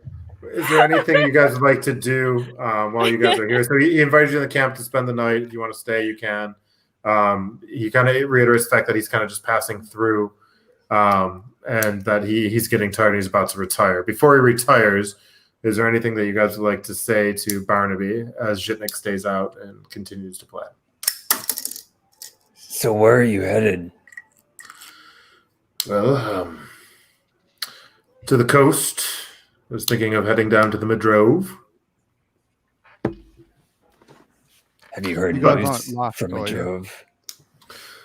I haven't heard too much news. We're on the search for other survivors, such as yourself, but a place of safety, and it looks like you may be too. You're welcome to stay with us if you'd like. I appreciate the offer, but we passed through Midrove a while back. It wasn't in the best condition. I hear it's in a worse condition, but there might be. I wouldn't be surprised. I'm just hoping to find maybe the first people we've seen outside of Semet followers for quite some time. How long exactly? Well, How long have you been on the road? I've been on the road for about a month. What's with the getup? What's with the cool hat and everything? You mean the cool? It's not a hat. Okay. But I don't know what to call it. It's just why it's it's comfortable. Okay. Doesn't Can look I ask? practical. Can I ask, Lox, what are you doing at this particular moment of time? You're just kind of still hiding, or? I was waiting to find an entrance. I just want to go hide up in these bushes Okay. over here. Loki, are you still? So stealth. So Loki, are you hide. still hiding as well, or? Yeah, I find it very odd that nobody is caring that people just keep popping out of nowhere, and they're just like, "Oh, hey, welcome." These guys are So weird. I'm finding this very odd and unsafe. Well, it's been quite a journey. I mean, we fled, from the Canyon of Arwen, and it's been Aron, excuse me, Aron, and it's been a treacherous journey, if you will. So we're quite tired, as you can Yeah, we imagine. saw your horse. Ah, the horse. That was my horse. Oh, I guess our horse. We were both riding on it, but What was his name? it was I never really. I guess Saladin. Guess. So it's I never named the horse. It wasn't. It wasn't. Oh, It's like you just made up a name for it right now. Yeah. awfully suspicious, my friend. That sound good? It's gonna have whatever Name name it was. Saladin. Horse. I guess his name was Saladin, Jeffrey, Saladin. okay? Well, so it was on a. It was It was Kevin. His Listen, name was Bojack. Killed the- Bojack Horseman. What does that noise? I keep hearing noises coming from behind me. Perception check. I just hold on. No, maybe it was just the wind. Anyway. Anyways, yes. What? I just figured Saladin might be a good name for the horse, but it's irrelevant now. what do you know about the Okay. goings on of Ether over the last few months? Well, I've been sticking to my studies. Other than, even though with all this chaos, there's work to be done. So I haven't really been paying too much attention to the outside world until I had no place to stay any longer because my home was encroached upon, and this war has finally caught up to us. So What are your I- studies? It's very interesting that in the middle of a war and invasion bard. that you're Wait, archaeology. who are we talking to? The Bard or Barnaby? No, we're talking to Barnaby. Oh, for No, sure. No, that's the bard. Wait, Wait. No, the bard's still there. No, There's before. a Bard, a Barney, and a Barnaby. No. there's no Barney. There's That's no not a Barney thing. here. So to be clear, Loki, the guy has not retired yet. I gave them an opportunity to talk to him before he did. He was Okay. walking to his tent, so they're talking to him right now. Semi-retired. Yeah, he's Sit down. semi-retiring to his tent. I'm an archaeologist by trade, but also I'm a musician on the side as well. But depends on the day, I guess. But Just I was a hobby. studying the mystery of the canyon itself, trying to discover the science behind it and understand why it was formed. But yeah, Archaeology is the study of civilization's history, right? yes, it's quite. Have you not been to the canyon of Arn? I mean, I've read about it and glossed over it, but please enlighten me on what the local understanding of it is. Okay. Well, so let's start here. You're familiar with Arn, correct? Mm-hmm. Okay. You know the god of life and death. Mm-hmm. Yep. Our Big fan. god. I mean, Yep. Okay, so this is strange. So Brall, you're familiar with Aaron, correct? Aye. Okay. So I know you in Jericho. You said sorry. You said your name was Jericho. Mhm. Big fan. Okay. Very strange thing to say about the god of life and death, but the black star, his symbol. Mhm. It essentially it is the rumor of Aaron is that he had his soul ripped in half for his children. And his children were I mean, there's various accountings of this tale, but his soul was ripped in half, and a meteor crashed down, which created the canyon of Aaron. And the shards were taken and moved, if you will. And it's really most of the study of the magical power that is drawn in that canyon, and all the strange happenings that happen there.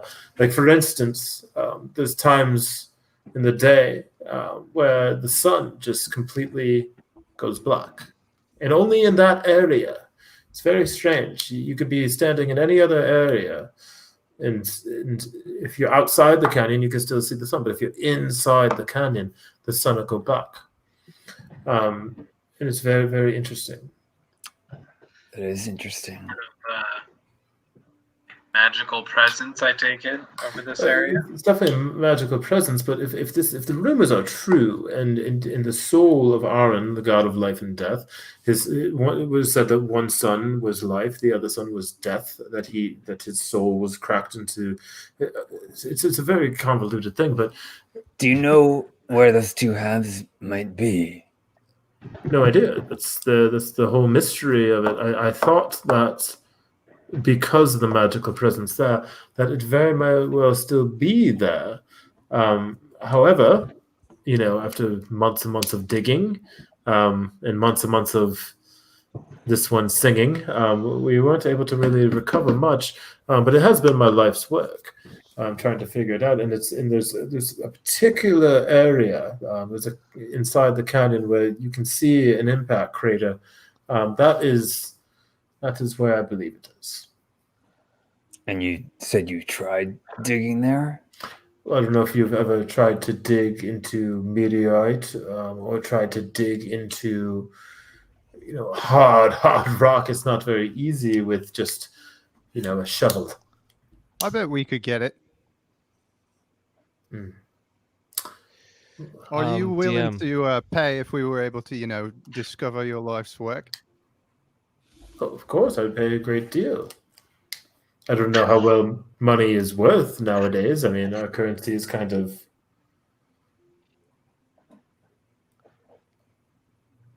Oh, I didn't say pay in currency. Sexual favors. Anyway, Jericho. this is all very interesting. So what?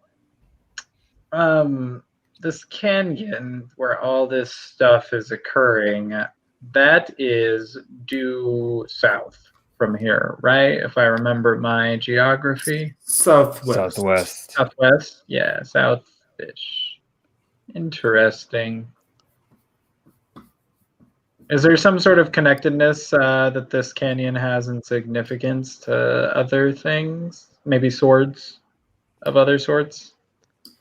Just probing here. I'm sorry, swords? Did you say swords? Yeah, you know what? Never mind. Any other artifacts around the canyon? I'm not too familiar. Too many. I mean, there's the heme. So I'm As going to bring an you. just I'm gonna like bring you guys no. to the map. So the area we're talking about right now is right here. Okay.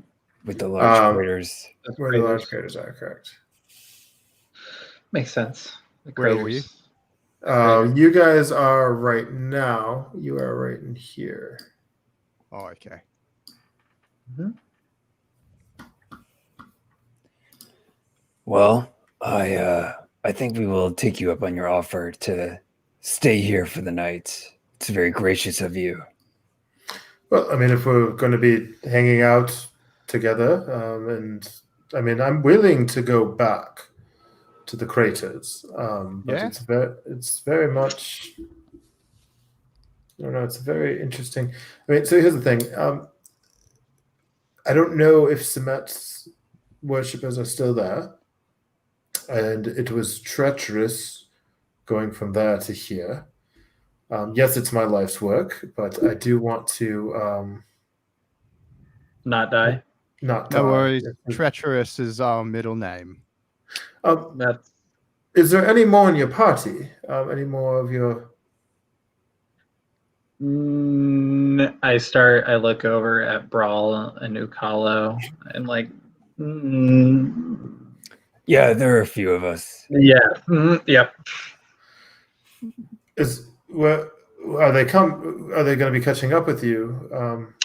Yeah, eventually. Yeah, they're a little ways away. Where were the? Actually, right now, they have their arrows drawn.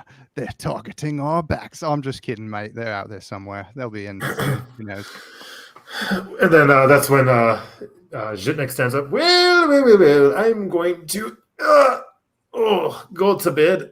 It's been a very lovely night meeting all of y'all. I'm going to go into my tent. I'd like you.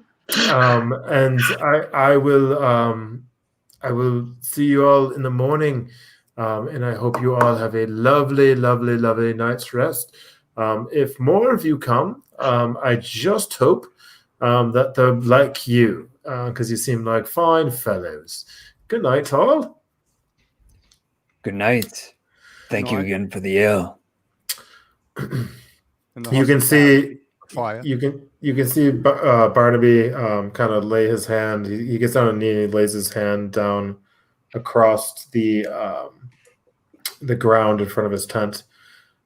And he's uttering some words, and then he steps over where he just laid his hand down. Good night. Please don't wake me until the morning. I'll see you all when I see you.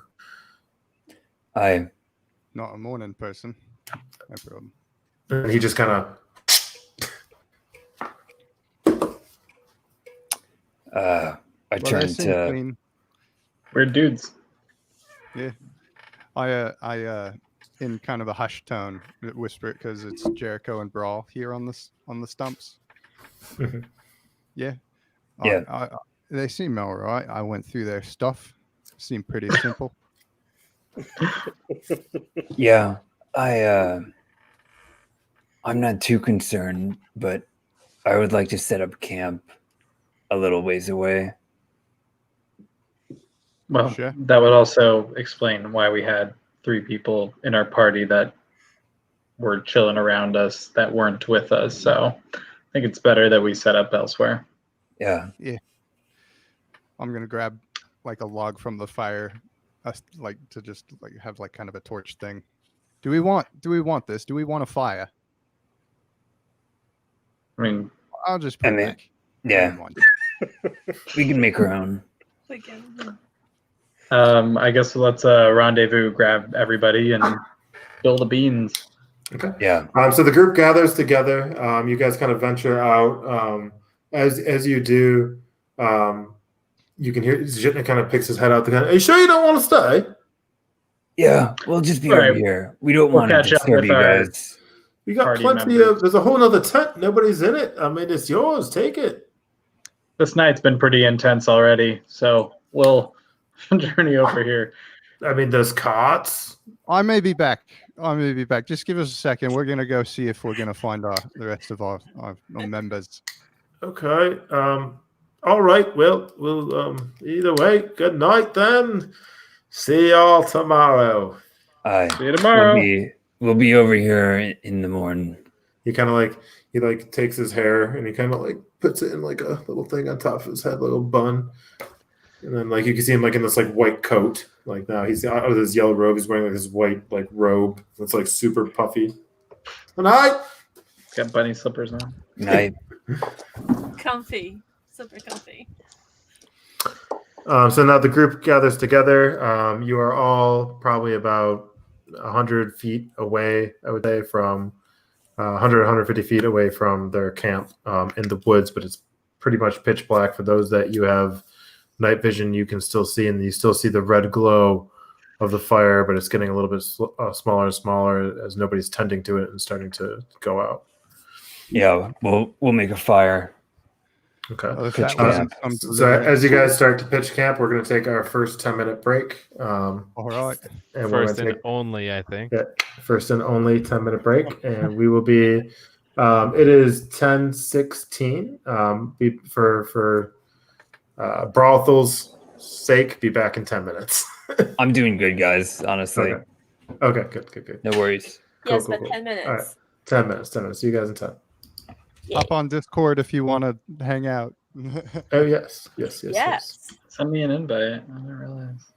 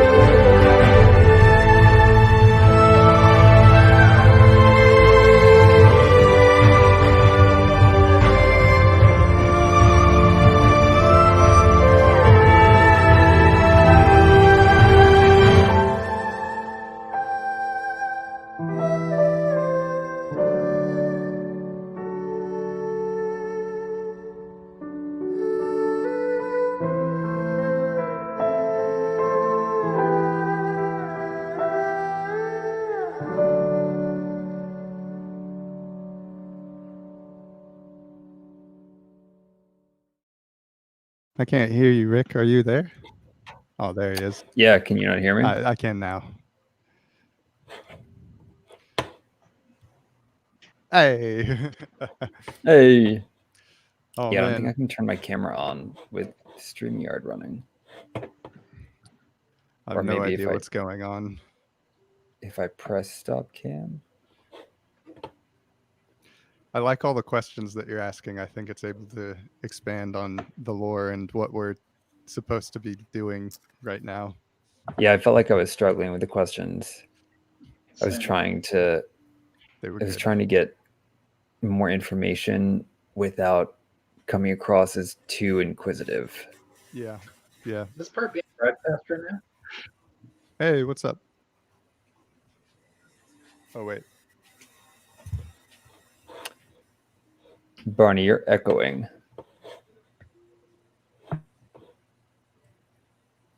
Oh, gotcha. Yeah. Does Eric have an invite to this? I thought I heard him too, but he's not in the voice channel. Oh, yeah.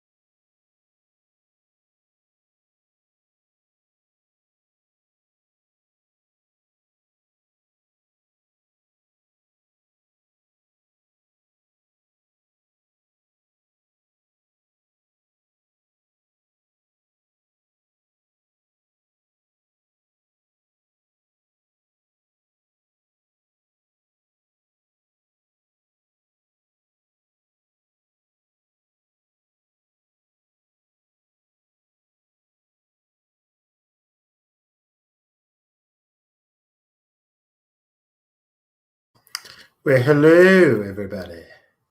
Make sure you're unmuted and we can resume tonight's session. We're just waiting on Brall. Who's camp? Oh, there he is. Oh my God, he's back.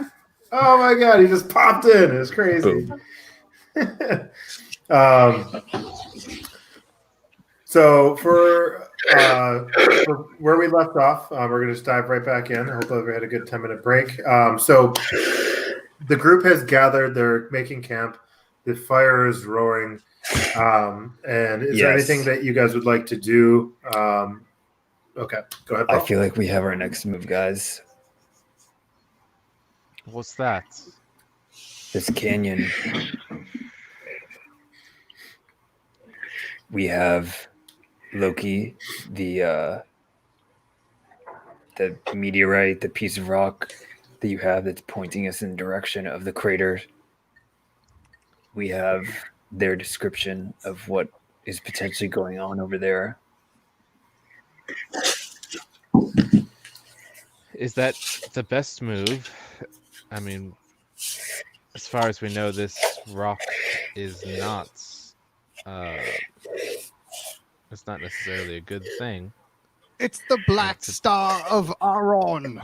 To bring it back to its place where it seems to be wanting to go, if the direction is in the same spot. I mean, I'm not saying we have to go. I'm simply saying that at this point, what direction do we have to go on? I mean, what choices do we have? We have crater, and then what's option B and option C? I didn't hear a B and a C and another.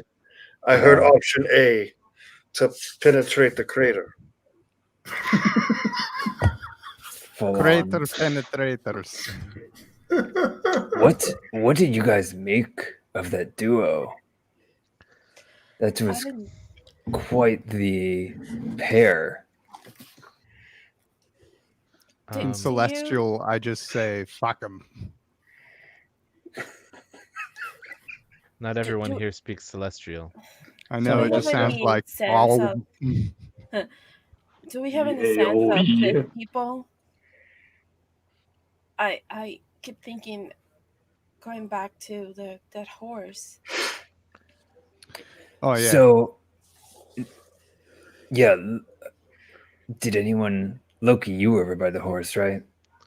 It looked more like it was ritualistically killed, not in an attack. The throat was slit. Well, Jitnik mentioned that they were attacked by our Cochrane. And then the horse stayed in the same spot? So it wouldn't be unreasonable to lose your mount and take some time to figure out next steps, next moves. I'd like to make a quick check to see if there are any feathers around the horse. We're about 100 feet away at this point. Maybe, like nature? Do you want... So, I mean, where you're at, you don't see any feathers now. And you don't recall seeing any feathers in the camp either. I don't recall seeing any feathers. I mean, that would make sense because these guys are totally lying about getting attacked, right? There's not any way that they actually did get attacked. People who don't get attacked don't journey towards their attackers. They're journeying towards Sturgeon Point, and that's where the invasion came from. And did you notice that there are 3 tents for the 2 people? Yeah. Yes. Unless they were expecting visitors. Not only were there 3 tents, but they mentioned multiple cots were in the 3rd tent. Like one stacked on the other, you think? Are we or sure just we're alone? next to one another. Are we sure we're alone? Like right now? Well, I don't think we're not being followed, or I don't have any means. We're not sure unless somebody looked. So far. Brall, did you use any detection magic? I did. I checked for celestial fiend and undead. I didn't get anything. I went through their But- stuff and I found this, and I pull out the paper. I What is don't know that? what it. I don't know. I can read it to you if you want. Okay, or yeah. I can read I'm it gonna myself. start reading the spell to Out loud. Loki out loud. Okay, 1 second. When he pulls it out, can I recognize that it looks like a scroll or a spell or something like that, or does it just look like a? It just right now it looks like a ripped sheet of paper. All right, go for it, buddy. I'm just gonna start reading it. Like I don't really understand what this means, but here we go. And I guess I cast this. Are you casting it? Wait, scroll only works once. Should I stop reading it? I mean, can you just read it in your head and then tell us what it is? Oh, that not make sense. All He right. doesn't have an inner monologue. It's a whoop. I can either read it or I can't. Straight out the mouth. I just yeah. Start What's the reading it. scroll? Let me read it to you. Yes. Oh, it's probably good that we didn't do that. It's called a Phantasmal Killer, and it taps into the nightmares of someone you can see within range and creates an illusory manifestation of its deepest fears. So Loki, good stop on me there. So Yeah. Yeah. that would not have been very fun. Who would it have manifested with if you would have kept reading it, though? That's the real question. If you want to find out, I could start over. Why not? No, don't. I'm kidding. Oh, okay. What if the Autumn Queen just appears in front of me? Is that your biggest fear? Speaking You of like the a Autumn scary Queen, movie?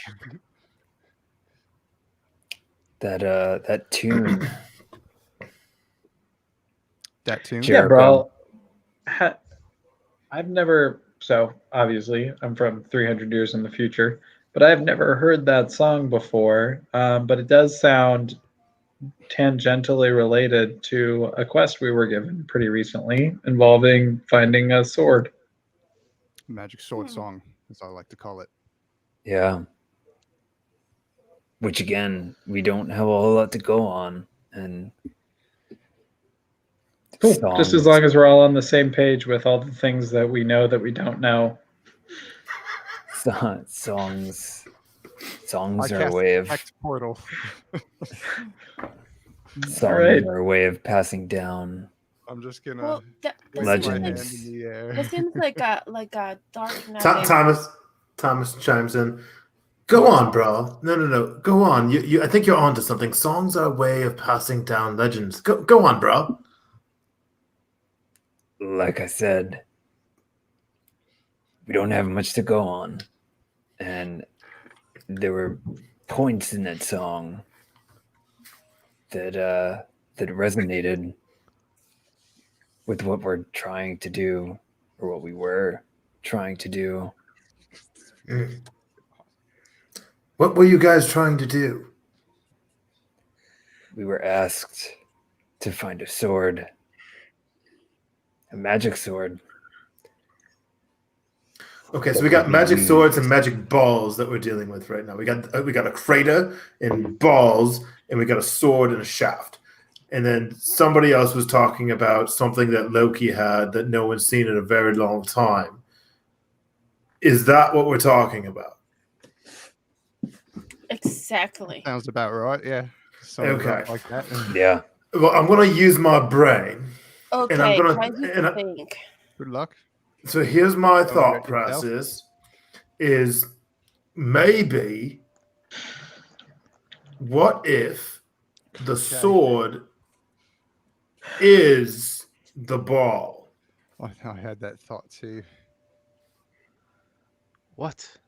Like The maybe sword? forged. Maybe the sword was made out of that material. Or maybe the thingy you have and what you're looking for are one and the same. If so, then we're right fecked because we had it the whole time. But there's a second part to it. Ah, It's not whole. But my other thought process is, what if those gents killed the Eric Cochran and that was the Eric Cochran camp? And they're staying in it. That would mean that they're pretty powerful and strong, and I would recommend that those would be good friends to have. I don't know if we can call them friends at this point. Do birds stay in the camps? story is awful suspect. I will say the beer was a little Their weak. nests. I mean, well, I didn't test any of the You beer, didn't but try the beer. You were I very just far would away. assume. I can assume, considering none of y'all have a buzz, and I know how you get, Brall, when you drink just a couple beers.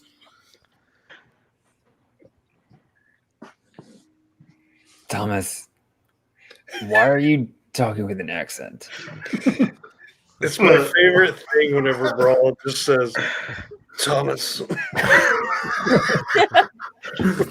Like it's like a really You know, I think the reason why is because when I'm around y'all, it brings it out. Do you ever go somewhere and hang out with the local crowd and then you end up talking like an asshole? That's what's kind of happening.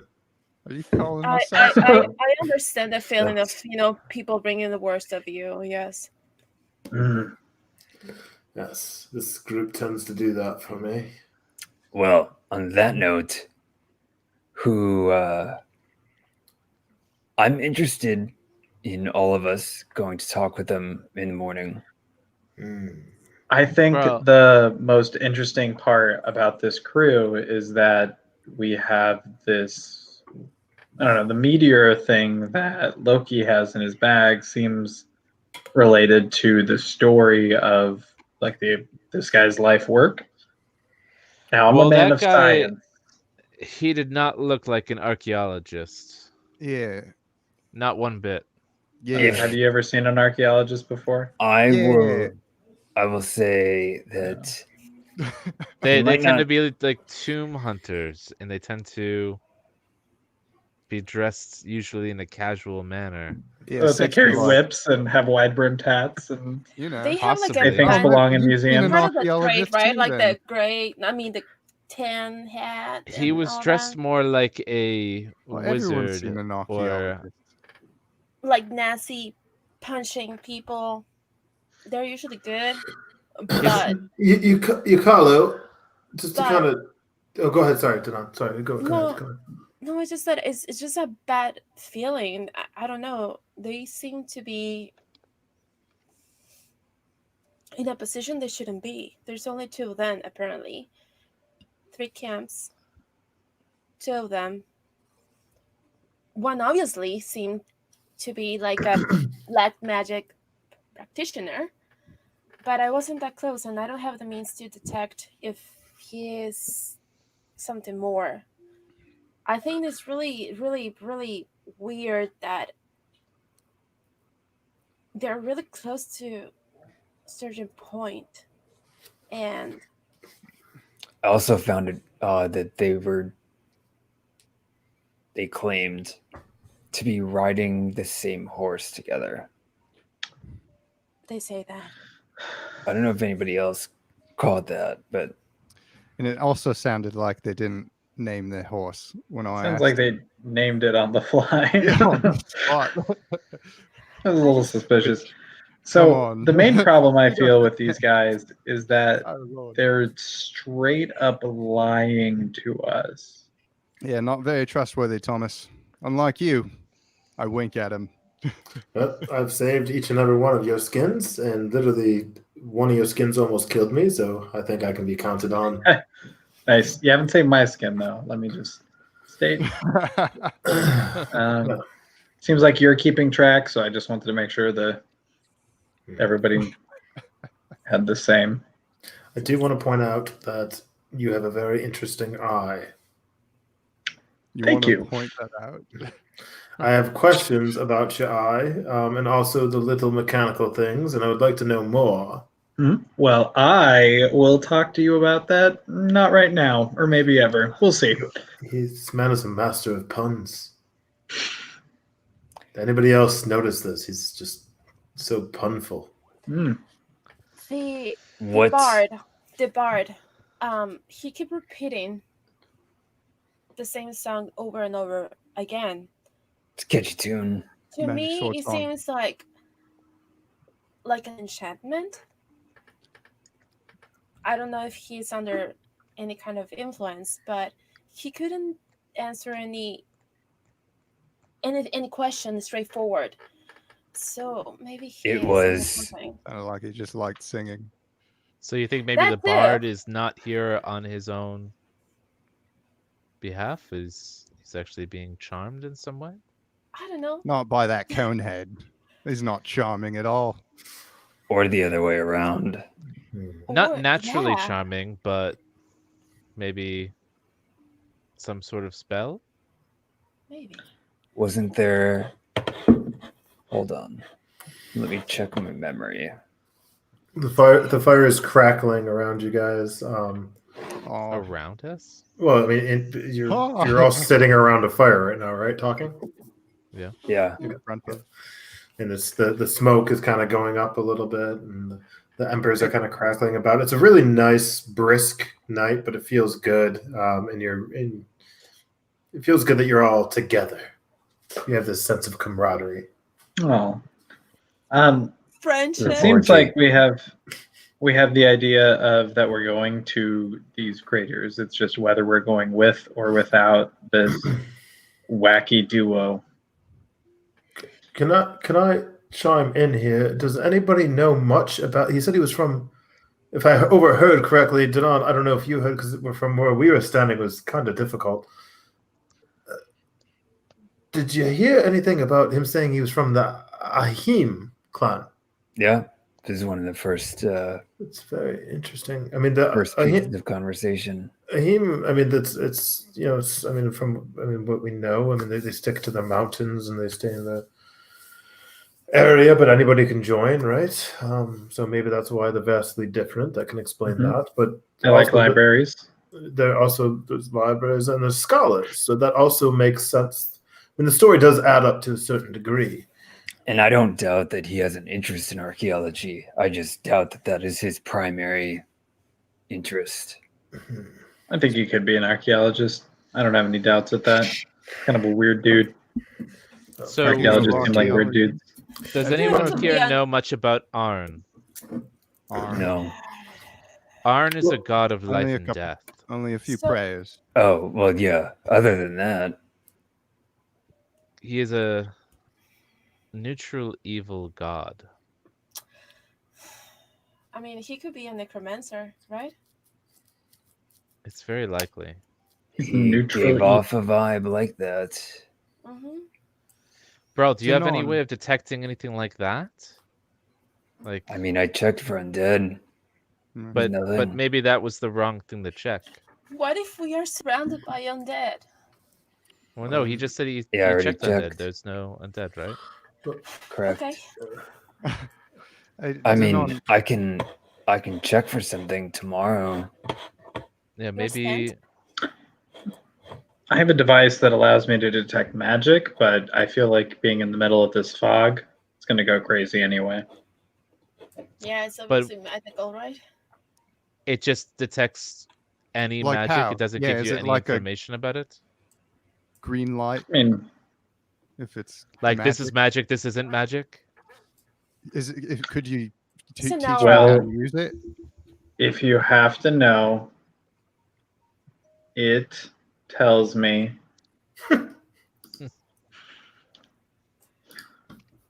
Boy, howdy, does it tell me. Generally within at least 30 feet. It allows me to detect things. So probably not of use here, but I have it in my back pocket. Anyway, what's an actual thing that we're doing? Yeah, I feel like the next time we go into a village, we need to invest in a whiteboard to like write down pros and cons because right now we're just spinning our wheels proverbially. Yep. So, I mean, So, Well, what are the benefits of these two guys? I mean, they know about what we're talking about, right? Like they know, like this guy's life work Might have a is map. this meteor. Well, information, but the same way that Yeah. they can get information from us, we're getting from them. So we need to be Mhm. careful and not, Pro, they know what we're rebel. talking about. and Okay. not say anything about. Con, we hope con, they don't they kill know. The pro, they know what it is that we have. Con, they know what it is that we have. us. Yeah. Maybe And we're they know doing a this all lot more wrong. about it. Maybe we're doing this all wrong. Maybe what we should be doing is going somewhere completely different. Okay. fuck I all would like- this. I would like a The sailing whole- chapter. Let's get a So boat. about A Because- whole round. mine. What is There's what a is lot of filter happening? in there. What is constantly happening to us? We're suddenly given a task and we're just following it. We're just doing it. Okay, so But If you want to here, stop the inevitable, collision of space time. and then Here's we a- get fucked Hmm. every time though. We get here's fucked. another way. Here's another way of think looking at our We're options. still alive. To the east is where we came from, which is the Drove. We're not going that way. I don't think any of us have a desire to go back in that There's nothing direction. there unless We we would were have to to go- see if the Sedan clan, not the Sedan, but the Drove? Semets are Semet. there If we head because they were there south- in force in the Madrove. Correct. If we head south, that goes to the craters, which is a logical direction to go based on what we've just learned. If we go west or southwest, we're going to pass through Ahim. If we want to go over to the mountains, to the safety of the Onite clan, we're going to pass through Ahim. If we go south, we're going to go through the craters, and I don't think we want to go east back to Madrove. We've been There's no working our point. way away from that. I agree with Brall. Yeah. Yeah. Bro, It's not like we were just appointed these craters. You've had that meteor detection stick for quite some time, have you not? Has it been pointing in a direction before now? I do not recall. Last time he took it out, You it just was pick it the out whole- and see if you point somewhere. So Yeah, just whip it out. Next time I'll just take it out. Everyone's asking me to. I'll take it out.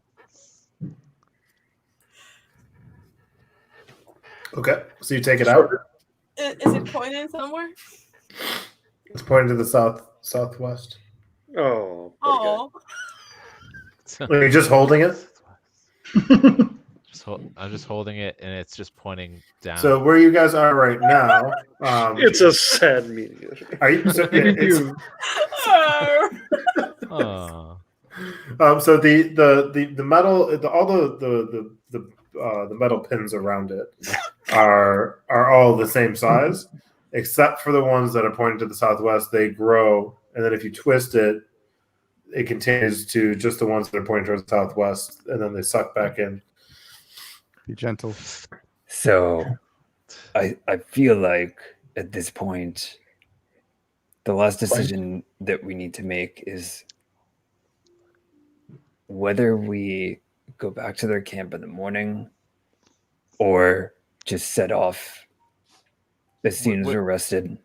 We're running blinds. I feel like we have been traveling blind this entire time. I And I feel think like we we need to gain our finally have a bearings. direction. Yeah, this kind of makes sense. Yeah. So going back there, is that to invite them to tag along, or what would be the point of going back? Yeah, well, see Yeah, if they getting their knowledge.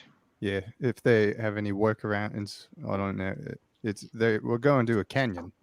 This I guy's The way think that I we see do. it, the only benefit that they provide is that they have background that we wouldn't have on the significance of whatever is going on with this canyon as far as gods that I don't worship. To Right. be The honest, downside is that they could possibly kill us and also aren't very truthful about anything. Yeah, I mean that was kind of my point. I mean, we've kind of determined that we think they're liars. So going back and getting information from them, Yeah. how reliable is that reliable. information? So Yeah. what is the point of going back to someone we don't trust? I agree. That's fair. to be honest, I think that going back will make a really bad decision. Because we're talking about somebody who says that his goal in life is Yep. basically related to what Loki is carrying. Oh, true. So I think that if they are that strong, we are in danger. Yeah. And And probably we need to actually go ahead and probably they will catch up with us. I'm not one to recommend this often, but at this point, I would suggest we just start moving now. We could just take watch. No? All right. I think we should move. I mean, I think Thomas is going to die unless we I was we gonna rest a look little up bit. this So that would go in the pro column. Lox, the next time a giant purple worm is about to eat you, and I see you flailing for help, I might just very well. No, you know what? I don't have it in me. I don't have an evil bone in my body, unlike all of y'all. I would still save you. Thomas, He changed his I think it voice was a again. noble. I think it was. Listen, I'm having the poison. Well- It kind of fucks you up a little bit. Now it's back to normal. That's not more normal. I would just recommend. We know that Lox's skin is poison, so maybe don't touch it next time you try to rescue him. Use Or gloves, wait. maybe. Listen, Lux, I hit- didn't you poison him once before? I believe so. Yeah. This is not your first poisoning. Oh, Maybe no, build a tolerance or something. I feel like I Thomas' am. defense, he did purposely he did purposely touch me this time. So I mean, Mhm. props to Thomas for that. He knew what was Yeah. going to happen, and He put He himself saved in Lux. harm's way. You know, This is yeah. well. simple so- Tom is a courageous Tom. all right, guys. I Simple. really appreciate all the Thank kind you, words. This Thomas. is Yeah. freaking me out just a little bit because none of y'all have ever had a nice thing to say. Hey, Thomas, now show I've had- me a purple worm. And we're back to normal. Whip it All out. I would very. Hey, I much- showed you mine. You can show me yours. I wasn't impressed. What I would like to do is, I've been poisoned. I almost died. We've walked a lot. It's dark. I can't see in the dark. Yes, you should get some rest. We should probably. You should sleep here. We'll let you know. Catch up. I plan on going to sleep. In that I don't- case, I recommend that we not sleep through the night. We get enough rest to recharge and start moving before Head out at first sun light. comes up, before light comes. Okay. Well, I call not first watch, and I'm going to just cozy up next to this. Yeah, Thomas, tree. you go to sleep. Thank you. Good night. I wouldn't trust him to watch anything anyway. Are there any can I make a quick nature check to see if there are any fronds or leafy foliages just around? Yeah, I mean, there. You could just using your option. Can you see in the dark? Yeah. Okay. Yeah. I mean, just looking around, you can see where you're at. You have there's various. You're kind of in a tree clearing, if you will. All the logs are. I mean, there's no trees necessarily around you because you're in the area where they're all cut off still. But on the ground, you can see leaves and stuff. You could probably put some leaves together and make I gather some leaves. I'm gonna stand. I'm gonna walk over to where Thomas is sleeping and stand over him for a moment before just kind of putting them around him. You know, if they're big leaves, that's cool. If they're small leaves, I'll just get a bunch and just kind of cover him in a small pile of leaves. Oh. Kindling, smart. I like it. Yeah, are you Oh, you trying call to me- smother him? That was very kind. Flammable. And are there still? There's no wildlife nearby. You don't see anything. Everything's cut. I am okay. I can take first. Yeah, I need to rest. I'll take first with the nod. Sleepy time for me. All right, so Jericho, Loki, are you going to sleep or staying up? Yeah, I'll go to sleep. Brall, you're going to sleep. Yeah. So Brall, Jericho, Loki, and Yukalo, are you going to sleep? Yeah. Okay, the four of you are sleeping. Lox and Danan, is there anything that you guys would like to talk about while you guys take the first watch? And how long is the first watch for? How many hours? What time is it? I mean, I only need 4 hours of sleep all night, so I'll be fine. I'm all the way up, but 4 hours would be fine for me too. Okay. So you guys can take the first watch for 4 hours. And what would you guys? As the rest of the group kind of gets settled and falls asleep, you can hear Jericho snoring, and Yukalo is kind of, you have like this almost whistle coming out of his nose. It's a pretty loud, obnoxious group as they sleep. It's a symphony of annoyance, and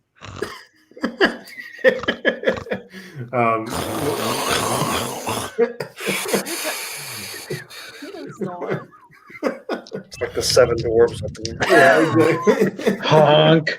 Shoo. Honk. Shoo. So the two of you are watching as the fire kind of slowly resides down a little bit. It's still enough to keep you warm, but it's not super high anymore. There's a lot of embers around the base. Whenever I see that it's going down, I'll just light it up a little bit. Fireball. The dry pen. No, I will do prestidigitation just to a little bit more.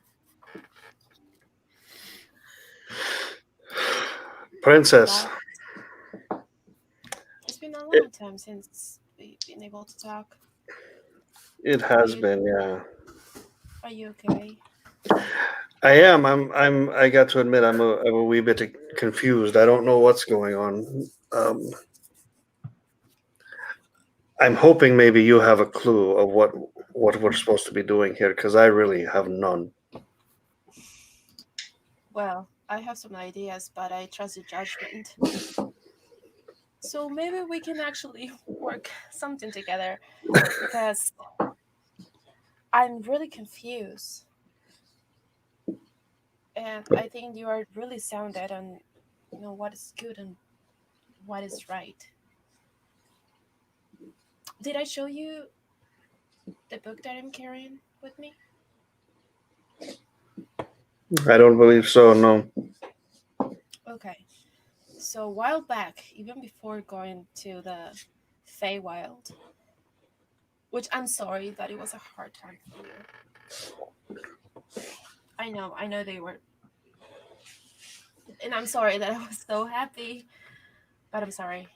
Anyway, the book. Here it is. It tells what's happening with the camera.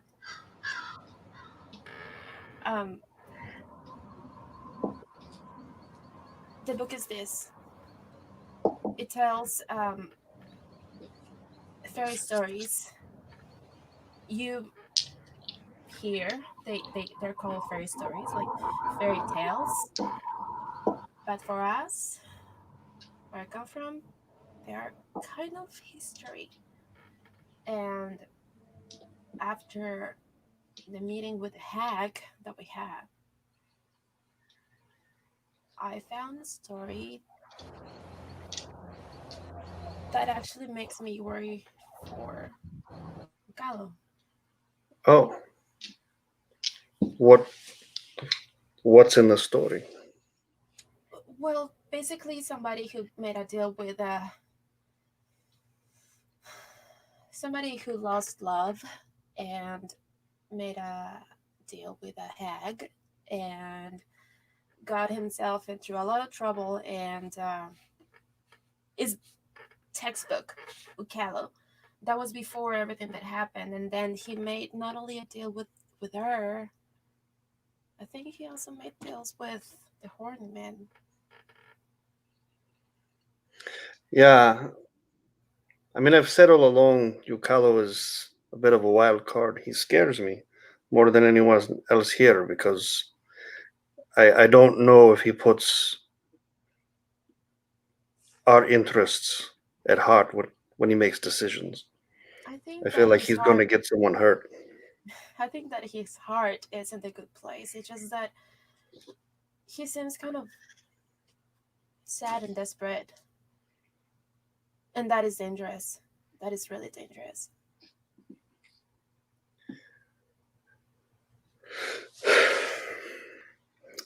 Any other stories in your book that would shed some light? I haven't actually got through it, but speaking of hags, I had a dream or a vision after we came back from the Feywild, and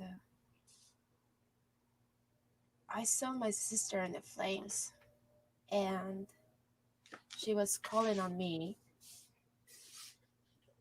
and she transformed into a hag, a different hag from the one that we saw, but I'm really worried that all this time jumping, plane jumping is messing with my head. And I know that I am kind of like a ticking bomb. I'm dangerous. So I want you to promise me something. If Ask, there's a moment that I become dangerous, I don't want to hurt you guys. So you ask a lot. it's not that hard. That's a big question. That's a big ask. Not really. If you think of the big picture.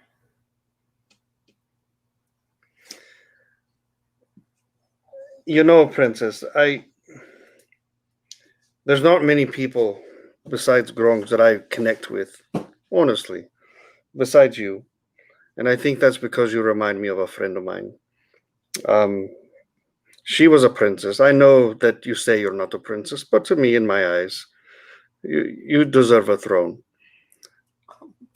And my friend, she did a lot. She gave up a lot. She had power as well, and she made asks of me, and I could not do it. So I don't know, Danan. I don't know if I can do what you're asking me to do.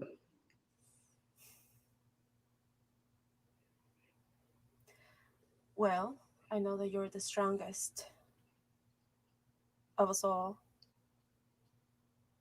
You might be small, but your heart is way bigger. So I know that deep inside you know what to do.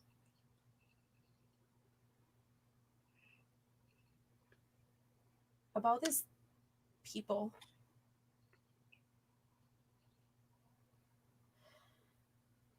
I think that we're both really lost.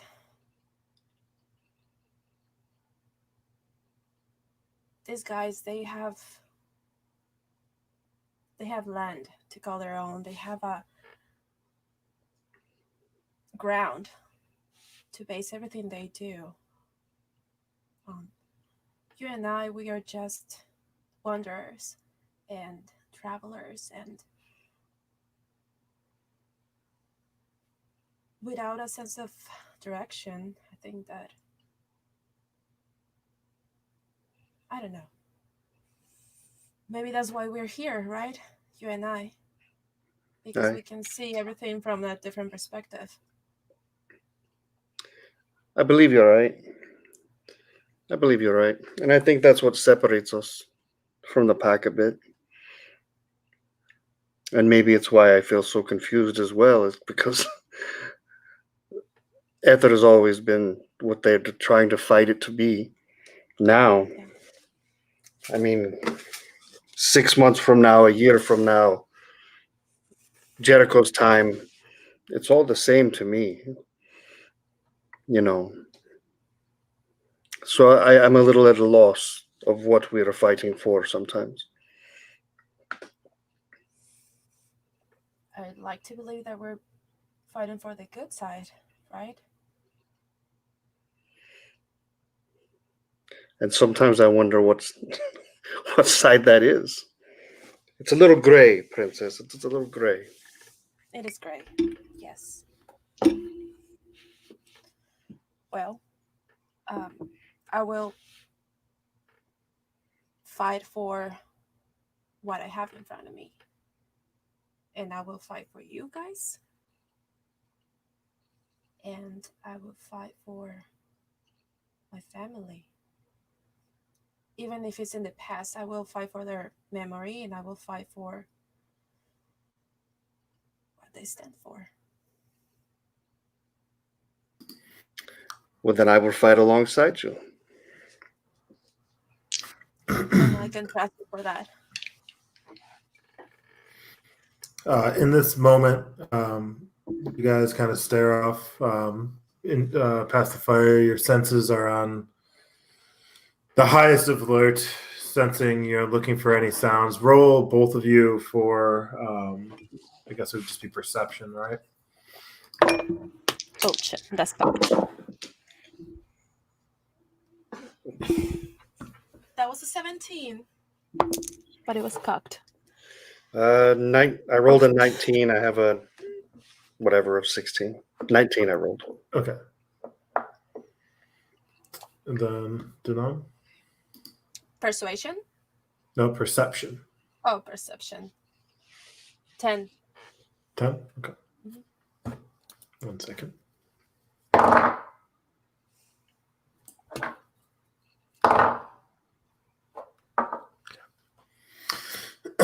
You don't hear anything. The air gets a little bit cooler, but the fire is also a little bit more resided at this particular moment of time.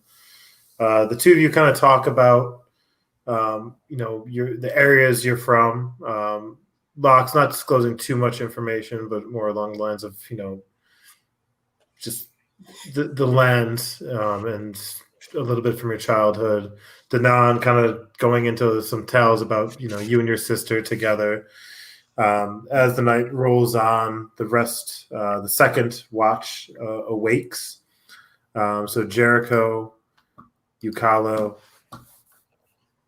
Brall the Strongheart, and, well, Loki maybe not. Oh, no, he does. He wakes.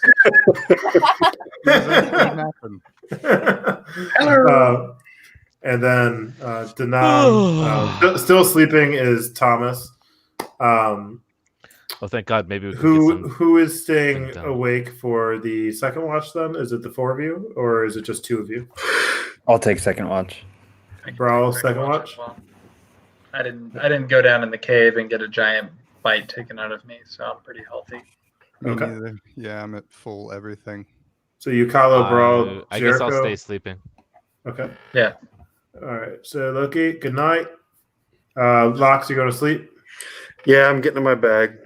Okay, Lox, you burrow into your bag. Danan, good night. Good night. And the three of you kind of gear up, sit on some makeshift, whether it's you found a couple stumps or whatever it is, you're sitting around the fire. You put some wood on to kick it back up as it slowly was deteriorating. Right now, time-wise, we're right around 2 a.m. Okay. I want to be fiddling with a mechanical thing that I'm just working on. I give you guys the floor. Okay. I'm poking the flame with a stick. So, how do those things work there? That thing you're fiddling with, like, what are you making? Well, I honestly don't think you'd be able to truly understand what I'm talking about, but I constantly like to improve the creations and inventions that I have. So, for instance, I toss you the flashlight that I brought out earlier. Check this thing out. Give it a crank. Yeah, pretty cool, huh? All right. Without any magic, that is pretty neat. Magic is just manipulating our reality through means that you don't understand. So, do you understand how that works? Manipulating realities. Yeah, I mean, no. Do you understand how that the torch I just passed you works? Oh no, not at all. No. So to you, it's magic, isn't it? Pretty much. There you go. So, it's just magic, invisible magic. Might as well be. All right. I'll toss it. I think the point he's trying to make. No, I don't need that. The point he's trying to make is that it's advanced enough so that we just perceive it as magic. But it's also magic. Let's also be clear there. But it's also magic. Incredible. Jericho, how are you feeling at this point? Well, I'm happy to be out of the Feywild, because that place literally tugs at your sanity. You're not sure if you're seeing stuff. Even the denizens there, they're never upfront with anything. They're constantly trying to trick you and steal from you and invade your camp and get everything messy with their blood everywhere. But here, everything's a lot more simple because it's our reality, even if it's not my time and my reality. So I'm feeling better. Thank you for asking, Brall. How are you feeling? I mean, as fascinating as I found the Feywild to be, I'm certainly glad to be back. I also, honestly, even though we're not really sure what's going on, it feels good to have a goal, a direction to move in.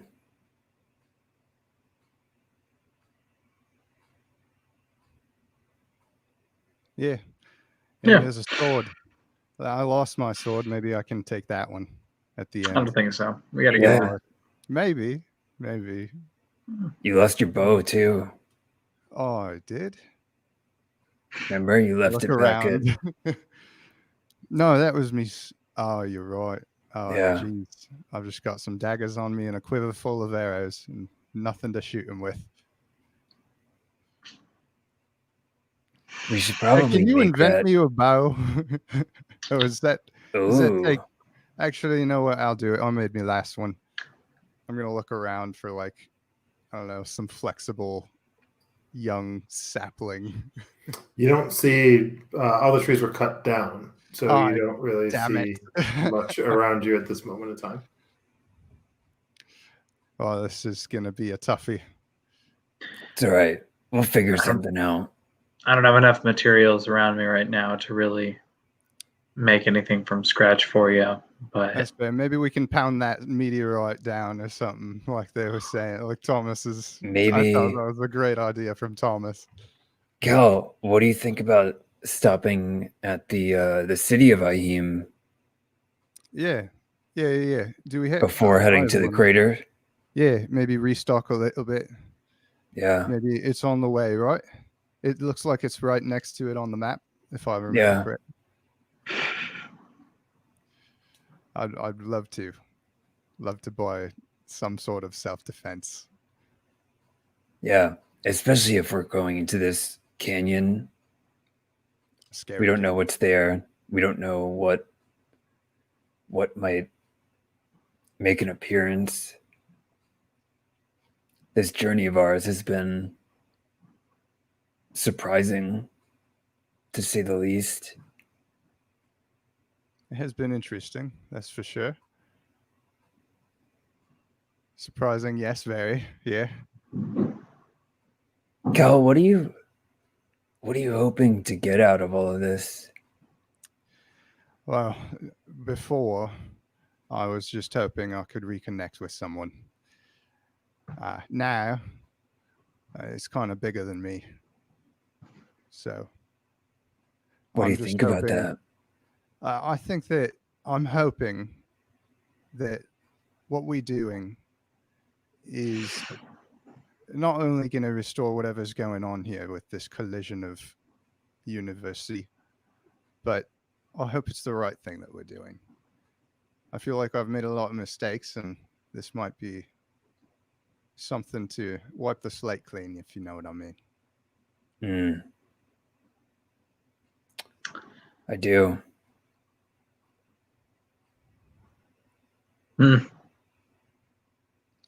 I just kind of chuckle to myself as I continue. All right. So what happened to your eye? Oh, do you want me to hop back out? Yeah, that's fine. You can jump in. Okay. I'll just All in there. right. So as you guys continue bantering back and forth and talking, I'm going to have you all roll for perception.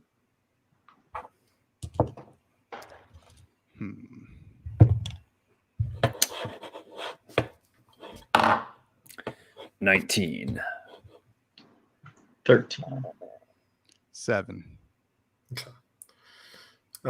As you guys are talking, you get very much carried away with your conversation, and you are very focused intently on the conversation the three of you are having.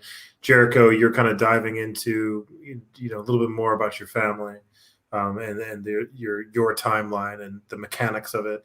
Brall, you actually are kind of diving into a little bit about the inner workings of the clans inside of the O-Night.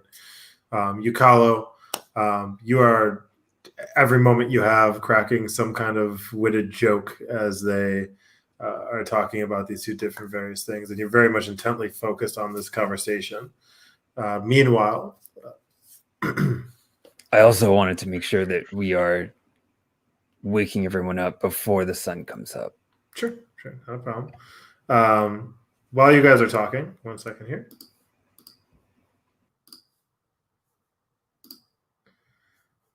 Mr. Lox, you are having you're in your bag, and you begin having kind of slipping into a bit of a dream. And you're in your dream, you're in shackles, and your hands are cuffed together. And you look over your shoulder and you see grungs that were from the Nangang Grung clan. And you see them behind you kind of laughing and pointing fingers at you as you are being pulled forward and tugged by this massive human. You are thrown into a boat, and you are locked inside of this cage as they prod you and poke at you.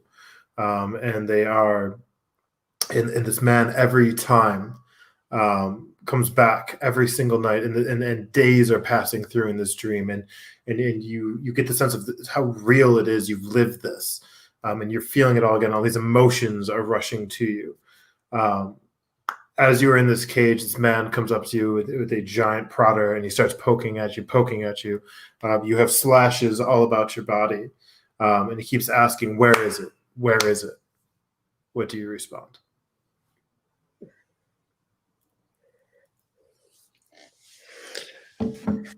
Where is what? Don't play coy with me, Grung, you filthy, despicable beast. And he hits you again with the stick. You're lucky to be on the Levithandrel.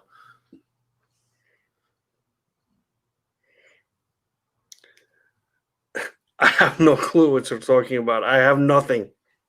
You have nothing. And then he keeps poking and prodding at you. And then literally blood is trickling down you. You feel every single scrape of you. You feel every single hit as if you were living this. The man's face is as black as you can see. You can't really make out his actual face, but you know who's hiding behind that shroud of darkness. You know it's your captor. He speaks to you again. Where is the orb?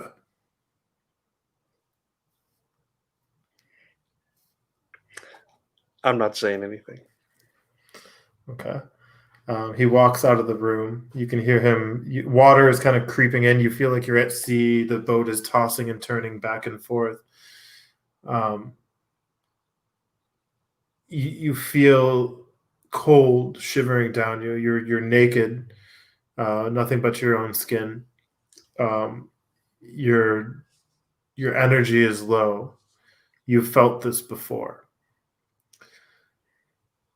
The human comes back down, and you hear chains.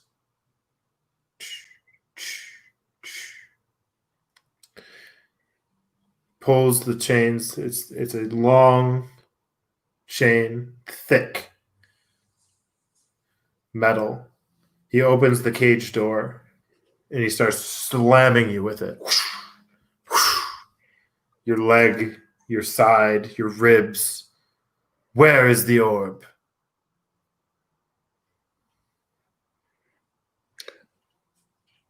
Under my breath, I'm just going to close my eyes, but under my breath, I'm just going to say, Princess. So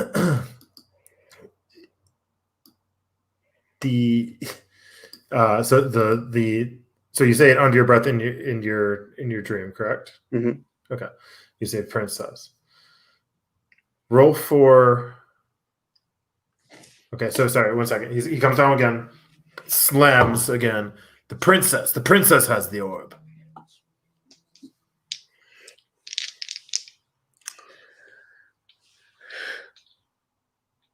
I'm going to fucking kill you!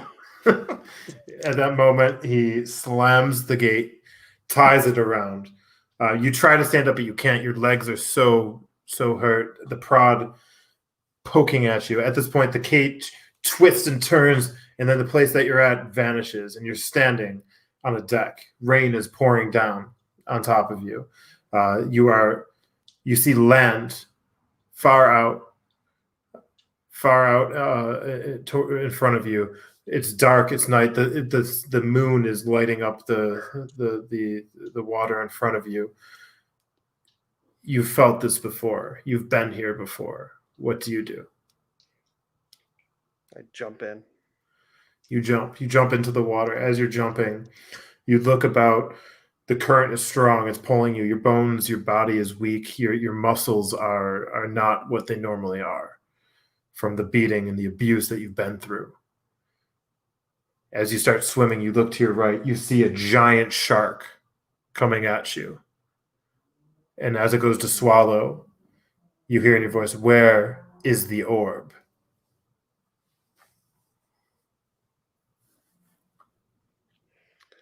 I shut my eyes and see what happens.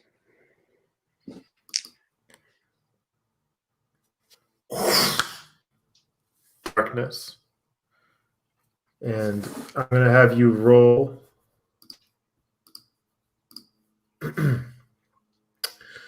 I'm going to have you roll a wisdom saving throw.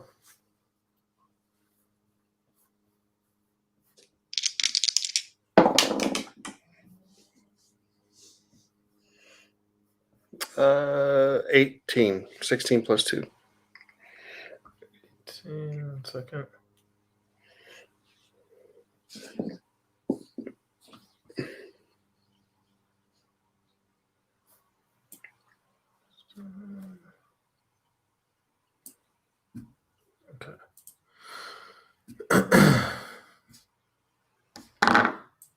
Okay. So, one moment.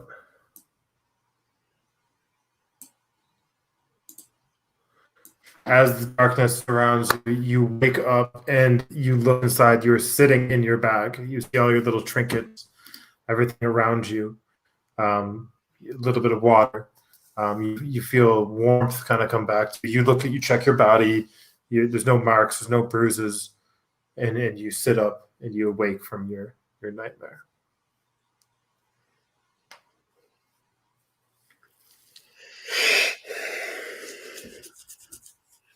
I'm awake now. I'm getting out of my bag. Okay. So as the night carries on, is there anything, Lox first, before I let the rest of the party back in? Is there anything that you want to do? I'm just going to go sit by Danan. Okay, Danan's sleeping at this particular moment in time. Yeah. The rest of the group is going to awake. It is now morning time. The shift has ended. Jericho, Brall, and Yukalo, your watch has ended. And